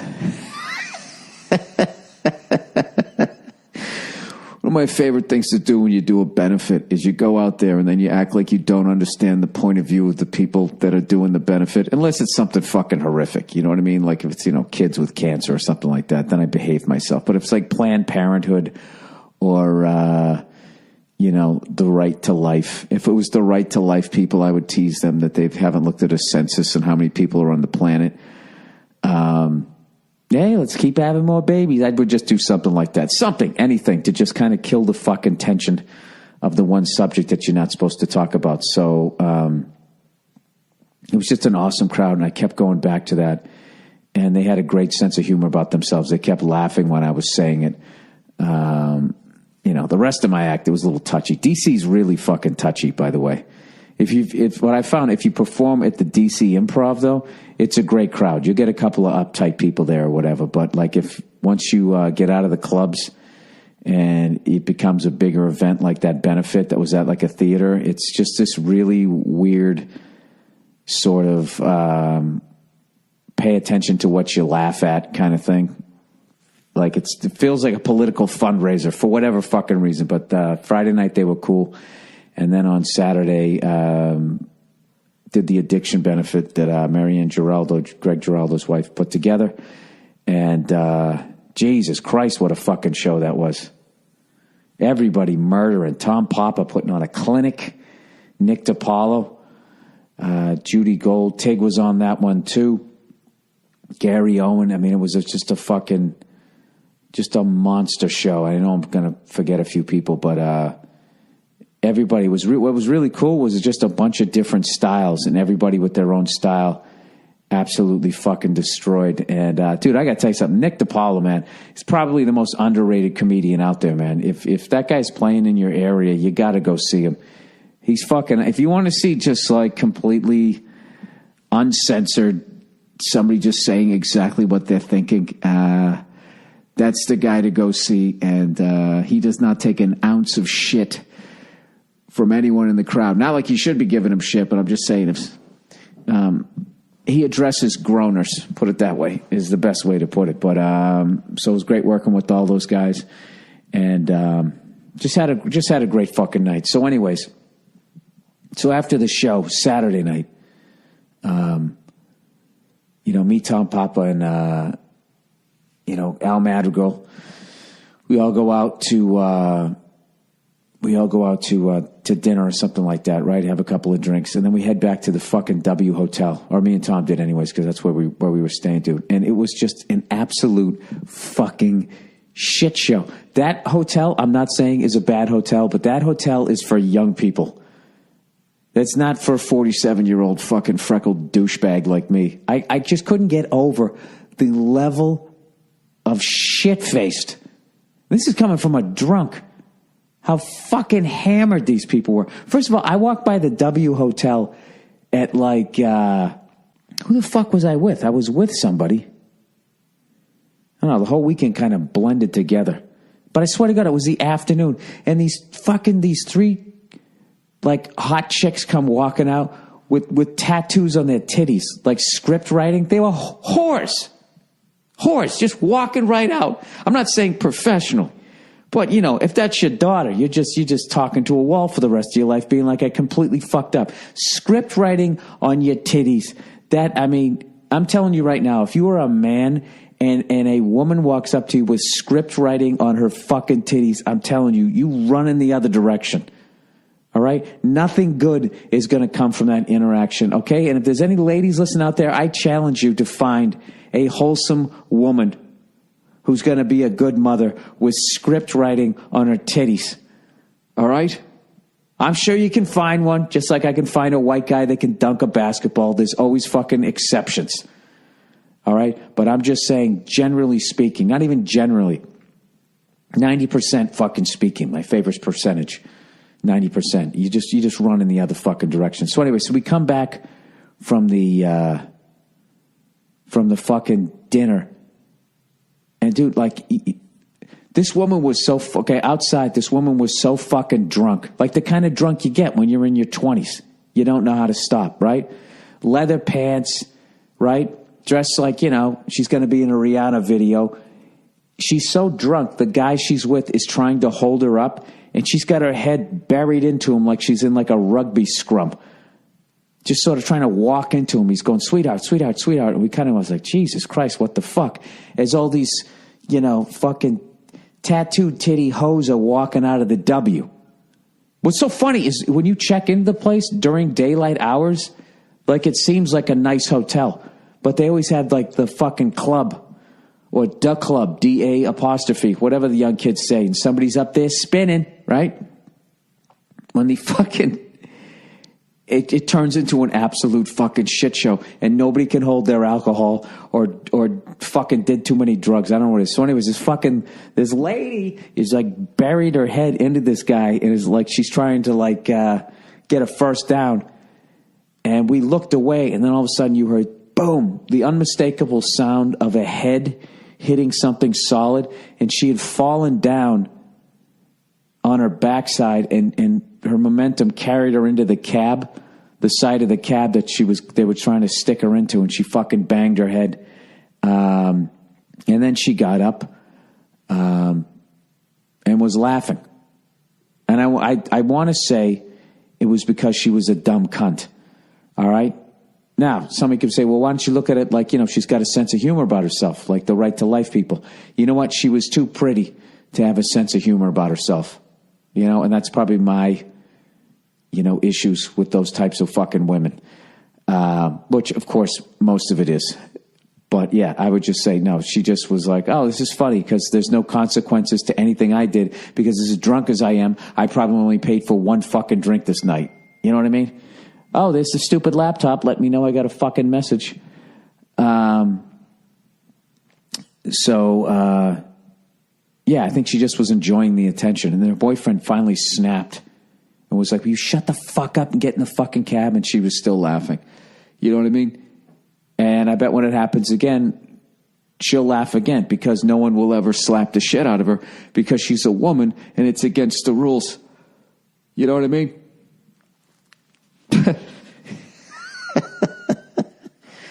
So anyways, so then me and fucking Tom walk into the, not saying that you should slap the shit out of a woman, but there is something to be gained every once in a while when you're truly in the wrong and somebody just slaps you in the fucking face and, all you have to deal with is this stinging pain for like about 8 seconds. There is kind of a, what do I think about some of my behavior over the last couple of minutes? Another great advantage to being a guy. Also, you can have a beard, so you can kind of cushion the sting of the slap. Is he advocating domestic violence? So then we go into the W Hotel. By the way, what I just said there is most bloggers' fucking thought process before they sit down to type.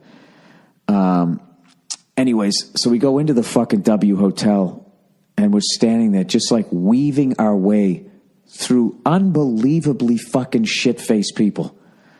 There doesn't seem to be any sort of concern as to how these people are getting home if they're driving. It is a city, so I guess everybody was sort of cabbing it or Ubering it. I don't know what the fuck they were doing. So we're weaving our way through these people. We get to the fucking... You get to the elevators, and they got 3 elevators. One of them goes up to the top where the bar is. It's basically the shit show elevator. And then the other 2 is for fucking old people who just want to go to their room and go to bed. And, of course, the shit-faced people keep getting on the wrong elevators and all that type of stuff, right? So as we're standing there, all of a sudden, this sea of fucking guys walk in wearing tuxedos, and for some reason they have these little stuffed animal ponies with them. And they just all come filing in to go to bed. And I'm looking at Tom going, oh, fuck these guys. And they're fucking drunk as hell. And the guy shows up next to me and goes, do you want my pony? This fucking guy, right? These guys were like over the top gay. And they had like these Hitler Youth haircuts. It was really fucking bizarre. And they had tuxedos and these stuffed animal ponies or some shit. I don't know what was going on. I have no idea what the fuck was going on. So we skip an elevator. And then wait for the next one to come. And by the time the next one shows up, there's another fucking herd of Hitler Youth gay guys with ponies trying to get in this as you have scripted titty drunk girls trying to figure out how to get up to the fucking top of the place so they can get even more shit-faced. So anyways, finally get on the fucking elevator. And so let's get back to the scripted titty whores. All right? The scripted titty whoas. All right? And where did I leave you guys? Scripted titty whores, gay Hitler Youth guys with ponies, all dressed in tuxedos like they just gave a piano concerto, or however the fuck you say it. So I finally get all the way up to my room, and then I walk up, and of course my key doesn't fucking work. Or maybe I have a key from the wrong hotel because I'm always on the fucking road. I have no idea. So I got to go back downstairs, get back on an elevator that's actually empty, and I go downstairs, doors open up, more Hitler Youth, gay guys, more scripted titty whores, more fucking rugby scrums, and I get my key, and I get back up there, and I was just like... it's a shit show. I'm not saying it's a bad hotel. You know what I mean? It's a fucking great hotel if that's what you're into. You know what I mean? Like, stay there during the week, I think is fine if you're an old man like me, but on the fucking weekends, it is an absolute fucking shit show. Like, it looked like a convention for reality shows. You know what I mean? Stop writing script on your titties, on VH1. Gay show pony, World War II piano concerto for the straight guy, whatever the fuck you want to call it.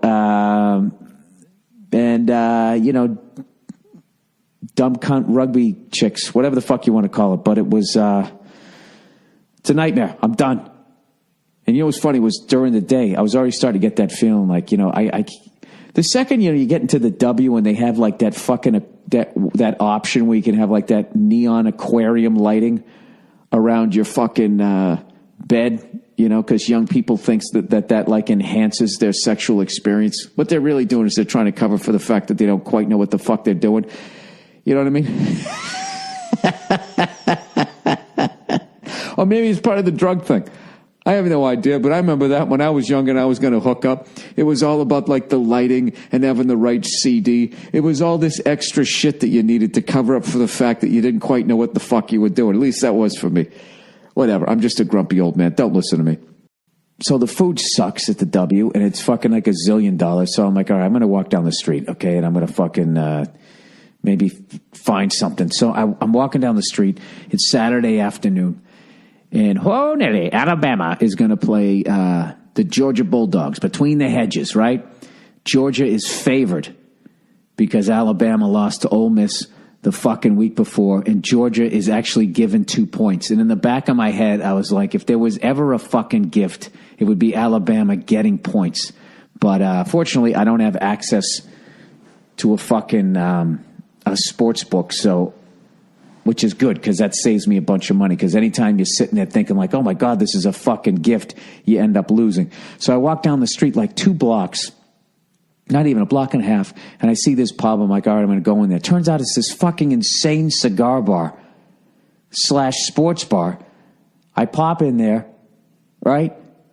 There's this fucking guy sitting there, this southern dude with the Georgia Bulldog logo on, and then there's like this old Jewish dude sitting there. Old Jewish dudes are the fucking best, man. They're the fucking best. Give you ridiculous fucking life advice at the most easygoing pace ever. Are you married? Are you in love?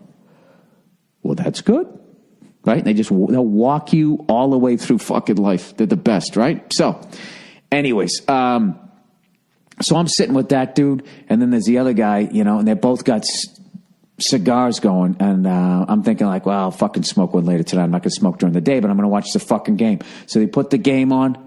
The crowd's going nuts, right? Fucking Georgia Bulldogs are jumping up and down. Alabama comes out. They get right in their fucking face. I'm getting amped up like I'm going to play the game, right? And it's a cigar bar, so it's a chill fucking vibe. You can hear the game. Everything's great. All of a sudden, it literally is the fucking game's going to start. This tabletop of 5 or 6 people walk in with this fucking smug jackass who just has a fucking opinion on everything that he thinks is so goddamn fascinating, which is kind of funny to hear me say, but at least I know I'm a moron. God knows I got an opinion on everything, but I know I'm a fucking moron. I also know that when you go into a fucking cigar bar, it's an old man vibe. Okay? inside old man voices, right? This fucking fat cunt. I swear to God. Remember that show, Jake and the Fat Man? He looked like the Fat Man. He sits down and proceeds to start speaking as loud as you could possibly fucking talk without yelling. And he keeps talking about he tells his fucking story like 3 times about these cigarettes he got in London that for some reason are not legal in the United States. He kept going like, it's London, but you cannot get them here. I've tried to order them, but they are not legal. And it would always end it the same way. They are not legal. And then he'd go, why? I don't know. Told that story 3 times. He only told it twice, but I want to say it felt like fucking 3. And as he's fucking screaming, I finally look over at the old Jewish dude. I'm like, it's like, you believe this guy? And the old Jewish guy said something like, I feel the same way like when you get on the plane and there's a baby crying next to you. And I laughed. I go, yeah, but this guy should know better. And then the guy goes, all right. He goes, and he just got up and left. Because what he had on him, he had this beautiful fucking Cohiba. And he knew better. He's like, I'm not going to fucking sit here and smoke this unbelievable cigar with this fat fuck screaming across the goddamn room. Right? That'd be like if you had like a great glass of wine and the whole time you're drinking it, there was some guy yelling in your fucking ear. So he gets up and leaves, and I sat there and watched the whole first quarter while simultaneously trying to think of a nice way to ask that guy politely to shut the fuck up. Could somebody please help me with this social moment? Because I was literally muttering over in the corner. Like I'd be like, and no matter how much I tried to be nice, like by the time I got to the end of the sentence, the rage would come in and I would drop the F-bomb. I'd be like, excuse me, sir, I'm not trying to be a jerk here, but you're sort of yelling and, you're in a fucking cigar bar, you dumb cunt. No, you can't do that. Back it up. Sir, I'm not trying to inhibit you from having a good time, but for some fucking reason, you don't give a shit that you're doing that to me, you fat fuck, right? Just kept going like that, right? So I never ended up saying anything, and I finally, I don't know, I left after the first quarter, and I went back to the fucking W Hotel. All right, okay, Bill, aren't you paranoid? Hey, Billy B, aren't you a bit paranoid with all this tracking and surveillance? I think he's talking about the microchipping and all that shit. He said, I noticed that this is a typical American psyche. Oh, Jesus Christ. Here in Europe, we are a lot more relaxed about those things. I don't know if people are doing this just to try to get me all fucking fucked up, but I noticed that about people from other countries. Like, they are so fucking arrogant with, like, they think they know, the American psyche. Like, what do you know about the American psyche? You don't fucking live here. What, the shit you watch on the BBC? You fucking dope. Over in America, we're a little more relaxed. Really? Based on what? Based on what? Isn't that where the last 2 world wars started? Oh, what are you going way back to then? Look what happened when with fucking Russia pulled out all those, the Bosnian Serbs, Russia. You're not more relaxed. You're not any more fucking relaxed. Fucking maniacs. You can't even go to a football game without beating the shit out of each other, getting all fucking hammered. You're not more relaxed. All right? I don't see that at all. I'm not saying we're better than you or what, and also you're not a bit more paranoid. I love how Scotland shot down Monsanto when they wanted to have their fucking genetically altered food come into their country. And they're like, you're not fucking doing that. I don't think you're more relaxed. I don't think Greece looks that fucking relaxed right now as they got in bed with the evil fucking bankers. And now I don't know what the fuck happened over there. Their whole fucking economy collapsed. I don't see many relaxed things over there. Yeah, nice and relaxed. You draw a cartoon and then somebody comes in and sprays the place with bullets. Oh, yeah, it's so fucking chill. God, it's so refined and relaxed over there. Fucking neo-Nazis. Can't even go to a fucking football game without being reminded of Hitler. Jesus fucking Christ. What, because you got a king and a queen riding around in a carriage? You think it's all fucking chill? Anyways. My question here is why. I see that you will reject anything that makes your life easier and more convenient. Well, it all depends on how you define convenient, which is spelt incorrectly. He goes, but it's collecting any data, whether it's purchasing habits, location, and such. I prefer to see personalized ads rather than random ads for moms. If I buy something all the time in a market, why not create Club Card? You will pay less. Oh my God, what a dope. It doesn't matter that you will receive an email every once in a while, which will land in spam anyways. Dude, you're not paying less. Do you understand? You're not paying less. Do you know anything about corporations? They're never going to make less money. They're going to create this whole thing like, hey, join the club, man. And look, you'll get 40% off this shit that we can't fucking sell. That's what they give you a discount on. And then if they actually got some, whatever their prime rib is that they're selling you, all they do is jack up the price, go, hey, it used to be this and now it's this. So you give the perception that you're getting a lower price. And I'm not paranoid, dude. I am informed, believe it or not. Now, I always call myself a fucking dope, all right? Because I know that I am, and I don't think that I know everything. But I do understand how corporations operate, okay? And they literally sit there and they go, dead babies or more money for us? And they actually debate going like, well, how much will the parents suing us for their dead babies cost us to settle out of court versus how much money, to have these lead-infused fucking pacifiers? And if the pacifiers, I mean, using this obviously is I know you're rolling your eyes because you fucking think you know everything, which you certainly do, as you're shitting on my country, a country you don't even fucking live in. They will choose the product. Auto companies did that, where they knew like fucking police, like with the Crown Victoria, when they knew cops were getting rear-ended when they were on the road and were burning to death, they fucking squelched all of that fucking information and they took the fucking lawsuit.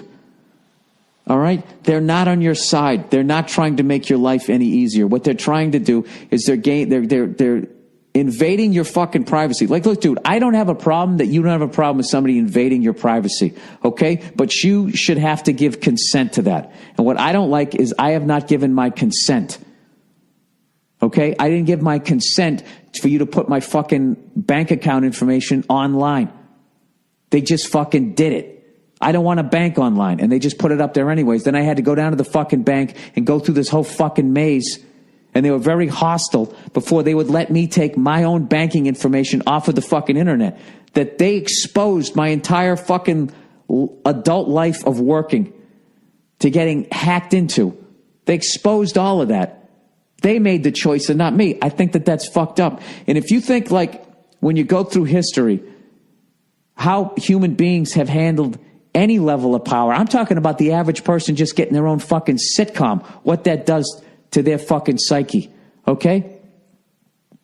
When you're trying to take over shit, the thought of rebellion and all that is always in the back of your head. If you fucking microchip everybody and you know where everybody is, you can fucking just, and you put all the money is then on the microchip and all your shit is just on that. All you got to do is just shut somebody's chip off and you've killed any sort of rebuttal to anything that you're doing. That's it.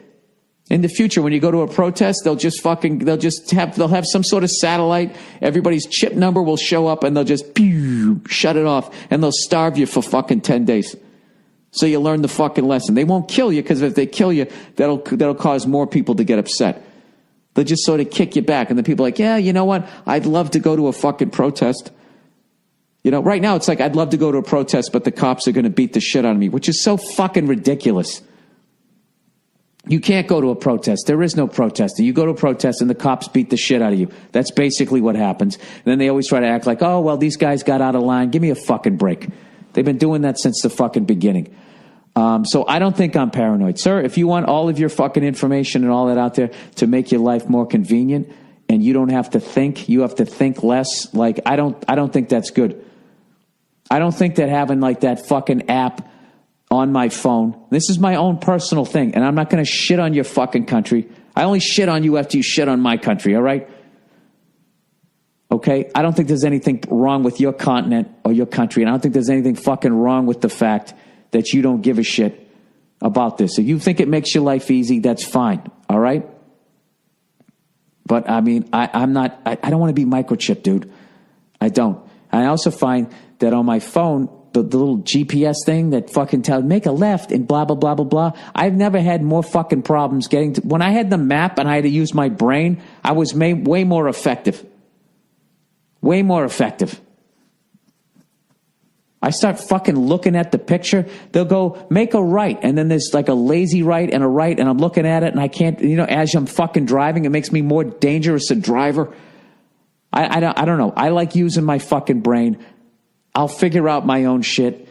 And I don't think that this stuff makes my life easier because it constantly has to be updated and replaced. And then you replace it and then you throw it in the fucking ocean and you're polluting the environment that you're in.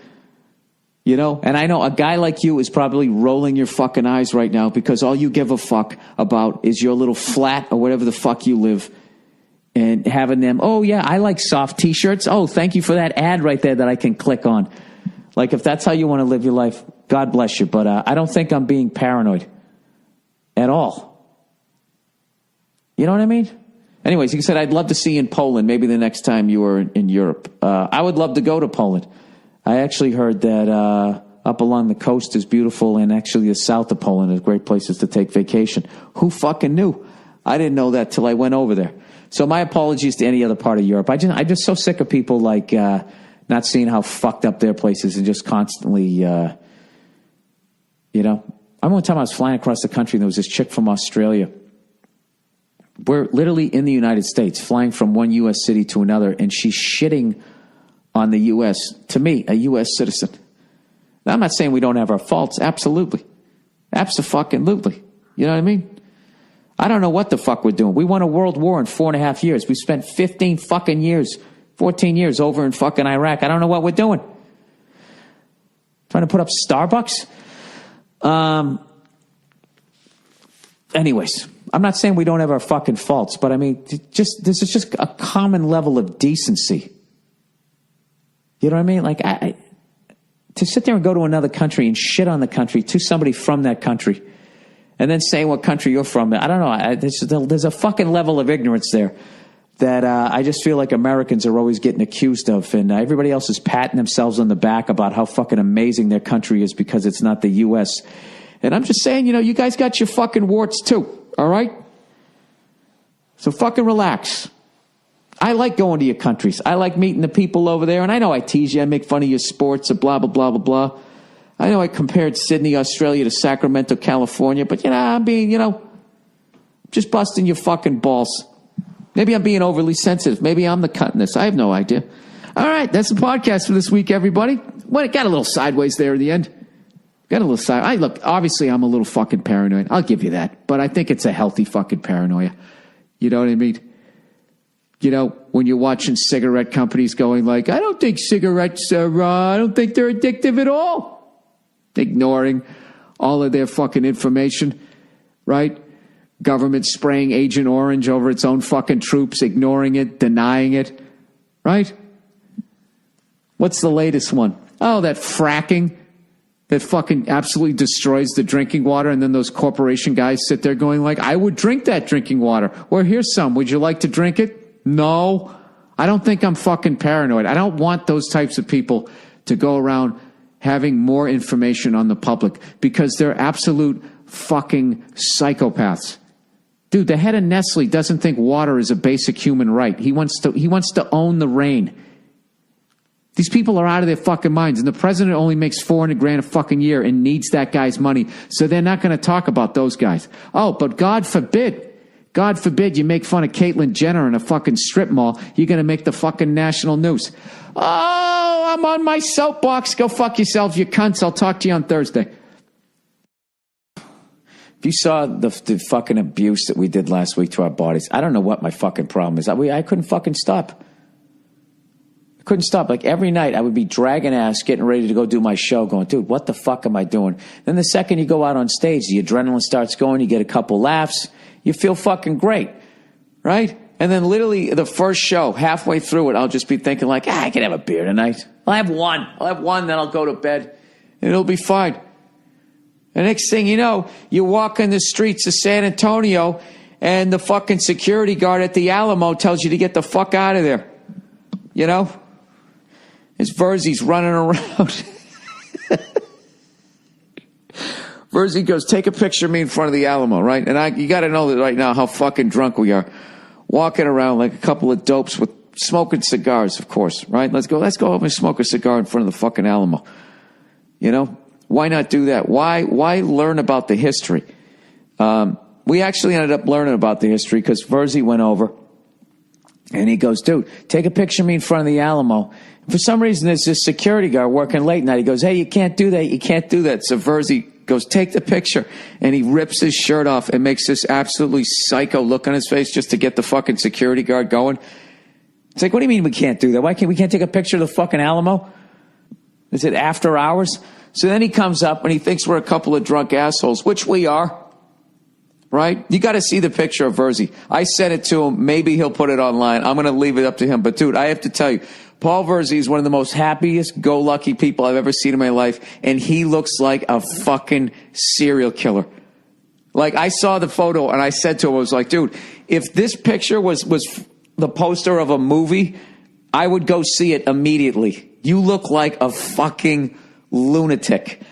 So anyways, the guy comes over and he starts talking to us, and immediately we just start asking him questions about the Alamo, and he couldn't resist. He couldn't resist, and he started telling us all this information.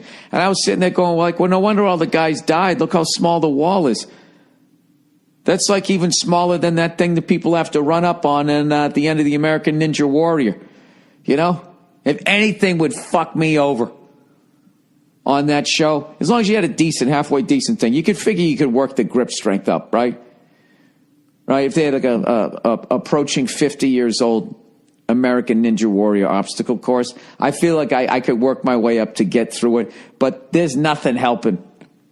There's nothing helping I got white guy disease, you know what I mean? White guys, we got those meaty calves. They weigh us down, you know what I mean? We need those fucking deer legs. We just don't have them. We got big, dumb, meaty calves. Our calves are like fucking, they're like ankle weights. I don't know what it is, but there's no fucking way I could ever get over that. So I'm sitting there looking at the wall at the Alamo going like, dude, I swear to God, I feel like I could do a run, plant 1 foot midway up the wall, and I think I got a shot. I got a shot, man. I could go right up and over. What's up there, Daniel Boone? What do you say there, Sam Houston?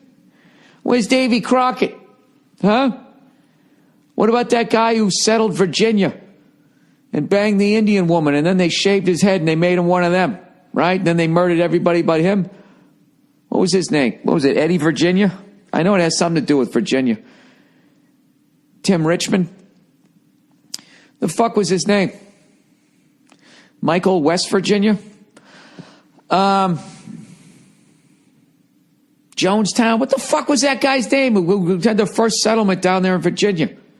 I know there's a city or there's a street named after him, isn't there? That guy fucking did it right? He landed there and he immediately interacted, fucking started banging one of the natives. That's what you do. You assimilate. He was like, oh yeah? Is that how you make corn? That's fantastic. Show up with a belt buckle on your hat. I mean, you think you're not going to get scalped, you fucking dope? Standing there with your white socks like you're going to do the Billie Jean moonwalk across the fucking plane. You know what's funny? Did they even dress like that? You know, how much of what you think is actual history is actually just what the first people in Hollywood did when they made movies? You know what I mean? And then that just became like, oh, this is what it was.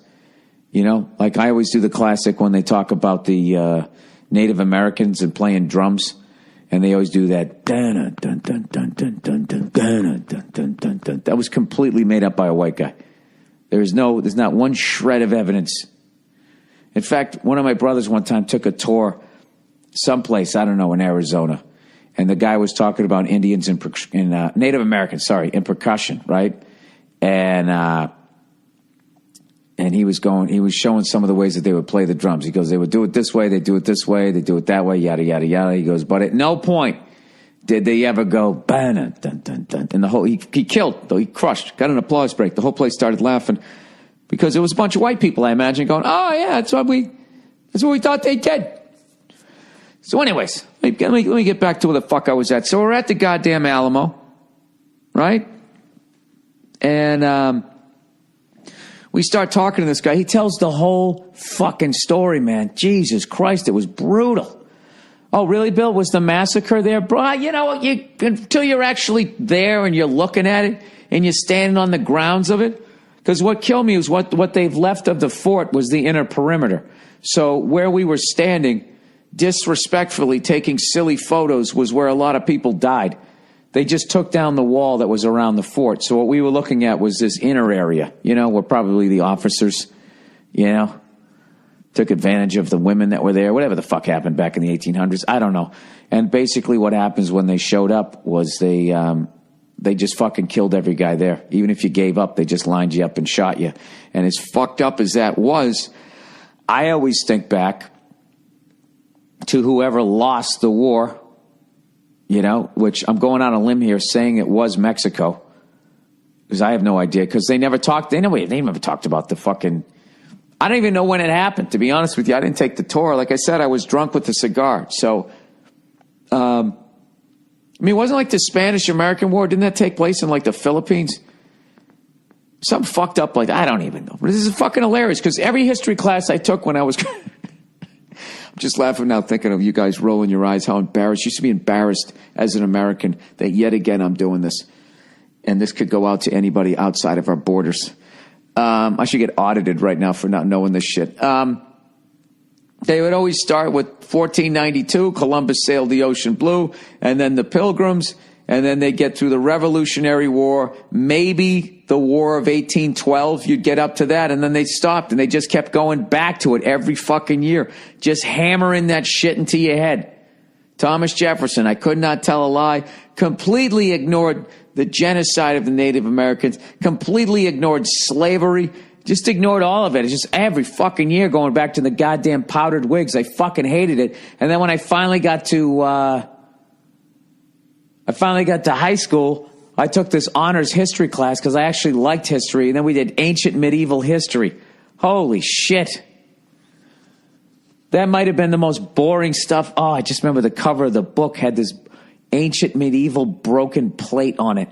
It almost looks like that dish they give women when they win Wimbledon, which always cracked me up. You know what I mean? They give a guy a chalice to drink fucking wine out of as he gets blown by a hooker, and a woman wins Wimbledon. They give her a plate. Yeah, why don't you go make some biscuits there, sweetheart? I'm surprised feminist groups haven't complained. Like, why don't we get a trophy? Why do we get that deviled egg fucking plate? You know what I mean? I don't know. Maybe it's considered a plaque. The fuck do I know? I thought the Spanish-American War happened in the Philippines. I know we went over the Philippines at some point. We did some sort of damage.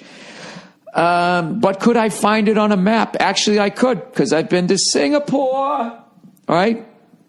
It was east of it. It was east of Singapore, if I remember correctly. Oh, yes. I've spread my ignorance around the globe. So anyways, we're there, and the guy was talking about, you know, how they let the women and children live, but they completely just killed every guy there, even if you surrendered. Even if you were running away from the fort, they just shot you in the back. And I just was thinking, like, yeah, man, I mean, that's what you got to do. Like, whoever that commander was, Santa Monica, whatever the fuck his name was, Santa something or Santa Cruz, San Jose. I think it was a city, but it was actually a guy. It was like his last name. I think even California had to give it up, being like, you know what, that motherfucker was going hard. I know that's not his name, and I don't have time to look it up because that would involve research. All right? So you just fucking sit there in your cubicle and you listen to this. How dare you judge me in my ignorance? It's just sitting there at your job, making money, not doing your fucking job. How dare you? Maybe listening to it in your car. I don't know what you're doing. So anyways, I always think that, like, that's how hard, like, whenever I think about, you know, if I was a Native American and I knew, forget that. If you knew, if they knew, there we go. There's the fucking right pronoun, right? Is that a pronoun or is it an adverb? If they knew what the fuck was going to go down, can you imagine? That'd be a great series of films just called If They Knew, right? And it, all about history, about horrific wrongs that were done about one group of people to another. You know? And you know how each one of them would start. Every little clip of If They Knew would start with a bunch of white people come pulling up in a boat.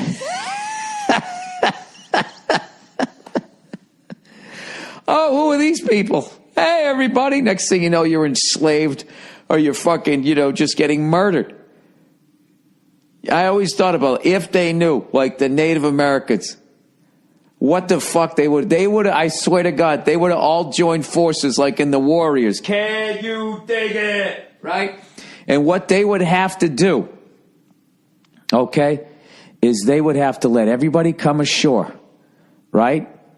And this is what you do. At night, you slip onto the boats and you kill everybody who's on the boat. So now there's no escape. All right? And then you'd have to murder everybody. Men, women, children, all of them. You'd have to murder all of them. All right? Then once all of that was done, one group of people, okay, is in charge. You got to take those bodies and you have to drag those motherfuckers hundreds and hundreds and hundreds of miles inland. And you got to bury them where no one's ever going to find them. All right? And then meanwhile, another group of people has to systematically begin dismantling those ships.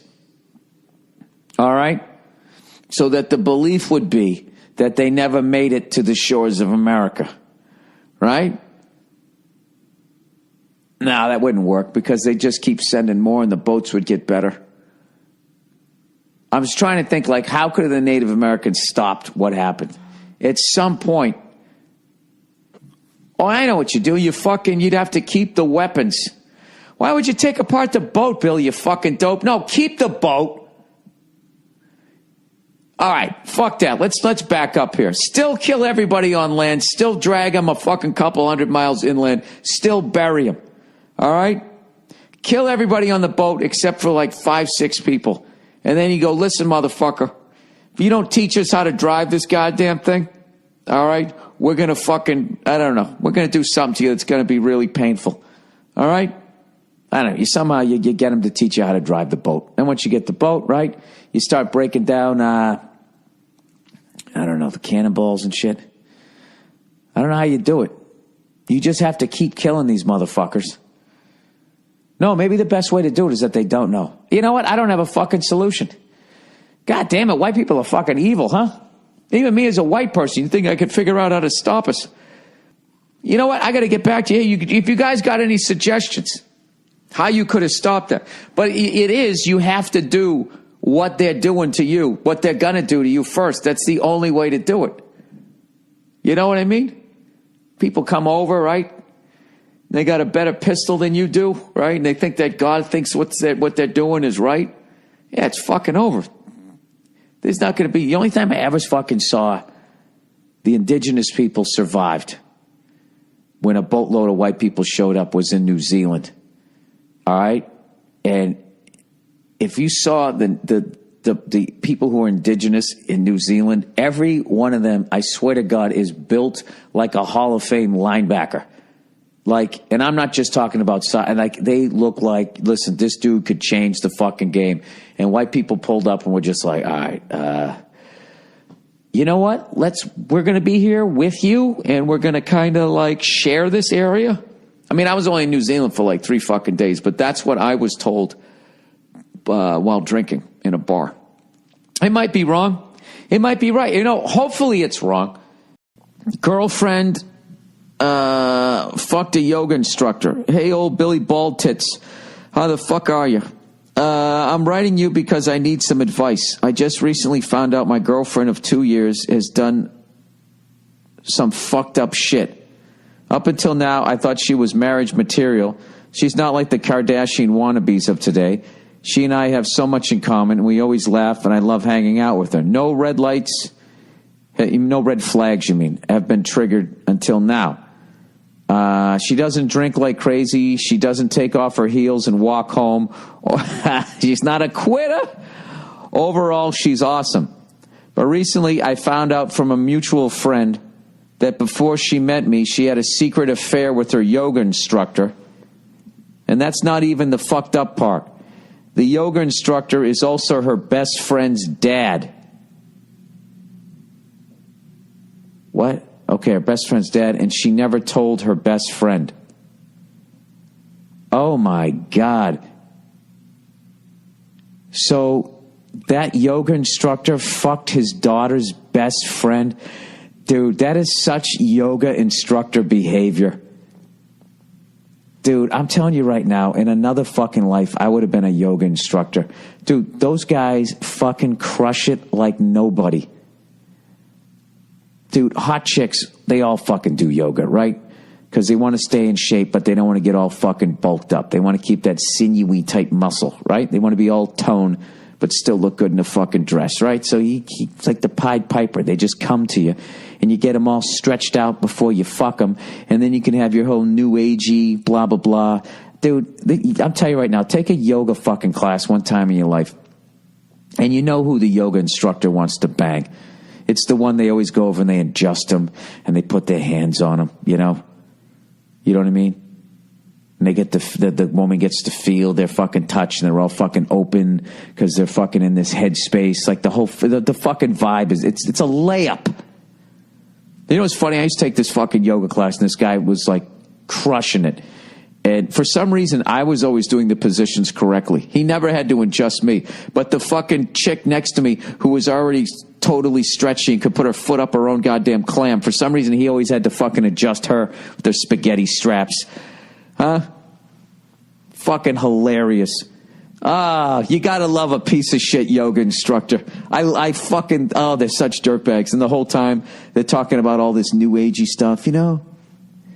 Just be, man. You can't fight it, you know? Just fucking give in to my dick.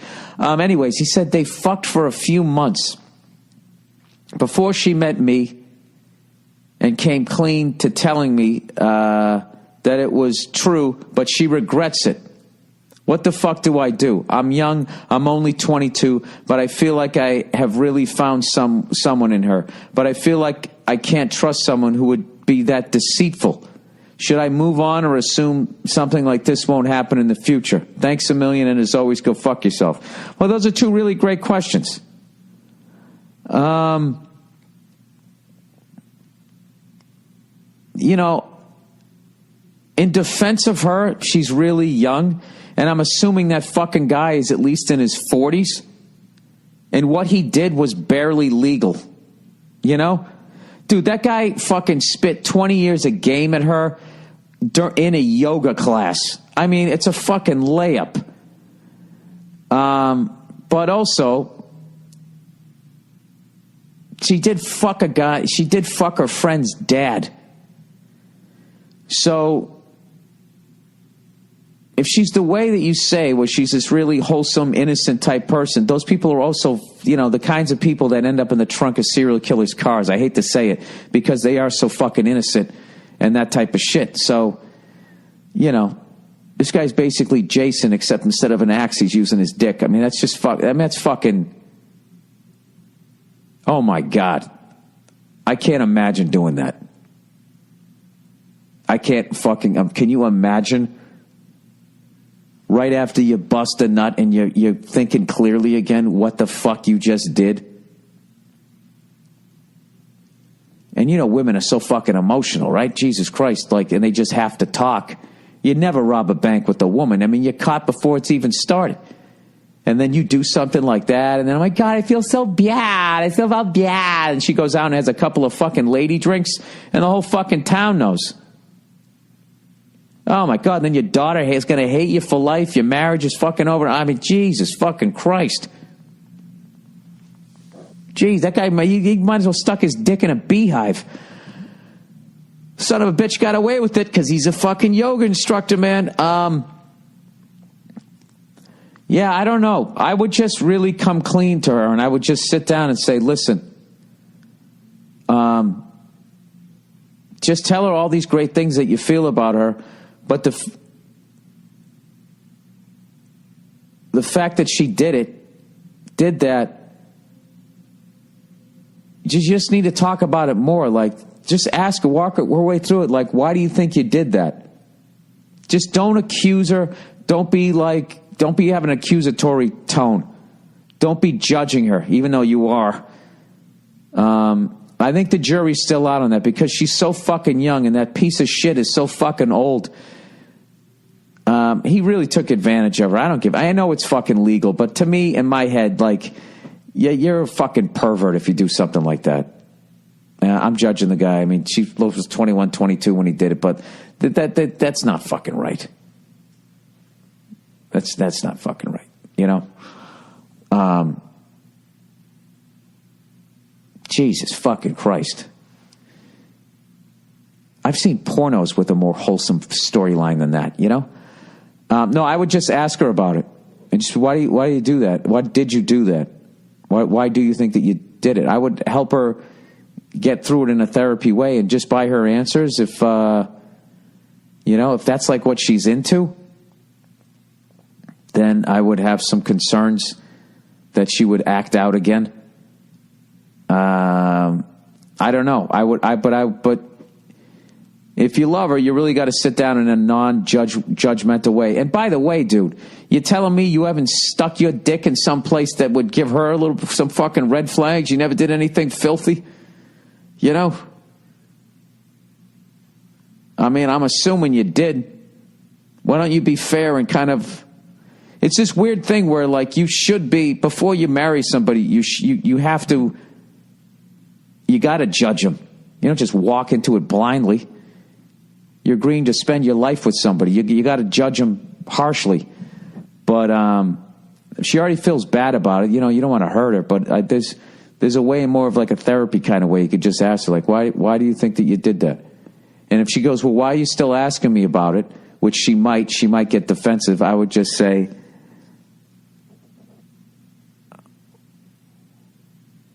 I don't know, because it concerns me. That's a bad answer.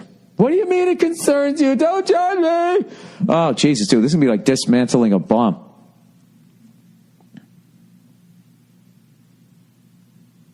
It's a hell of a story. Like, how did you keep that a secret? How did you feel about that? She probably needed to get it off her fucking chest. I think the fact that she had to admit it to you shows that she's not a complete sociopath. You know? I don't know. Let me know how that one goes. I gave you the best advice I could.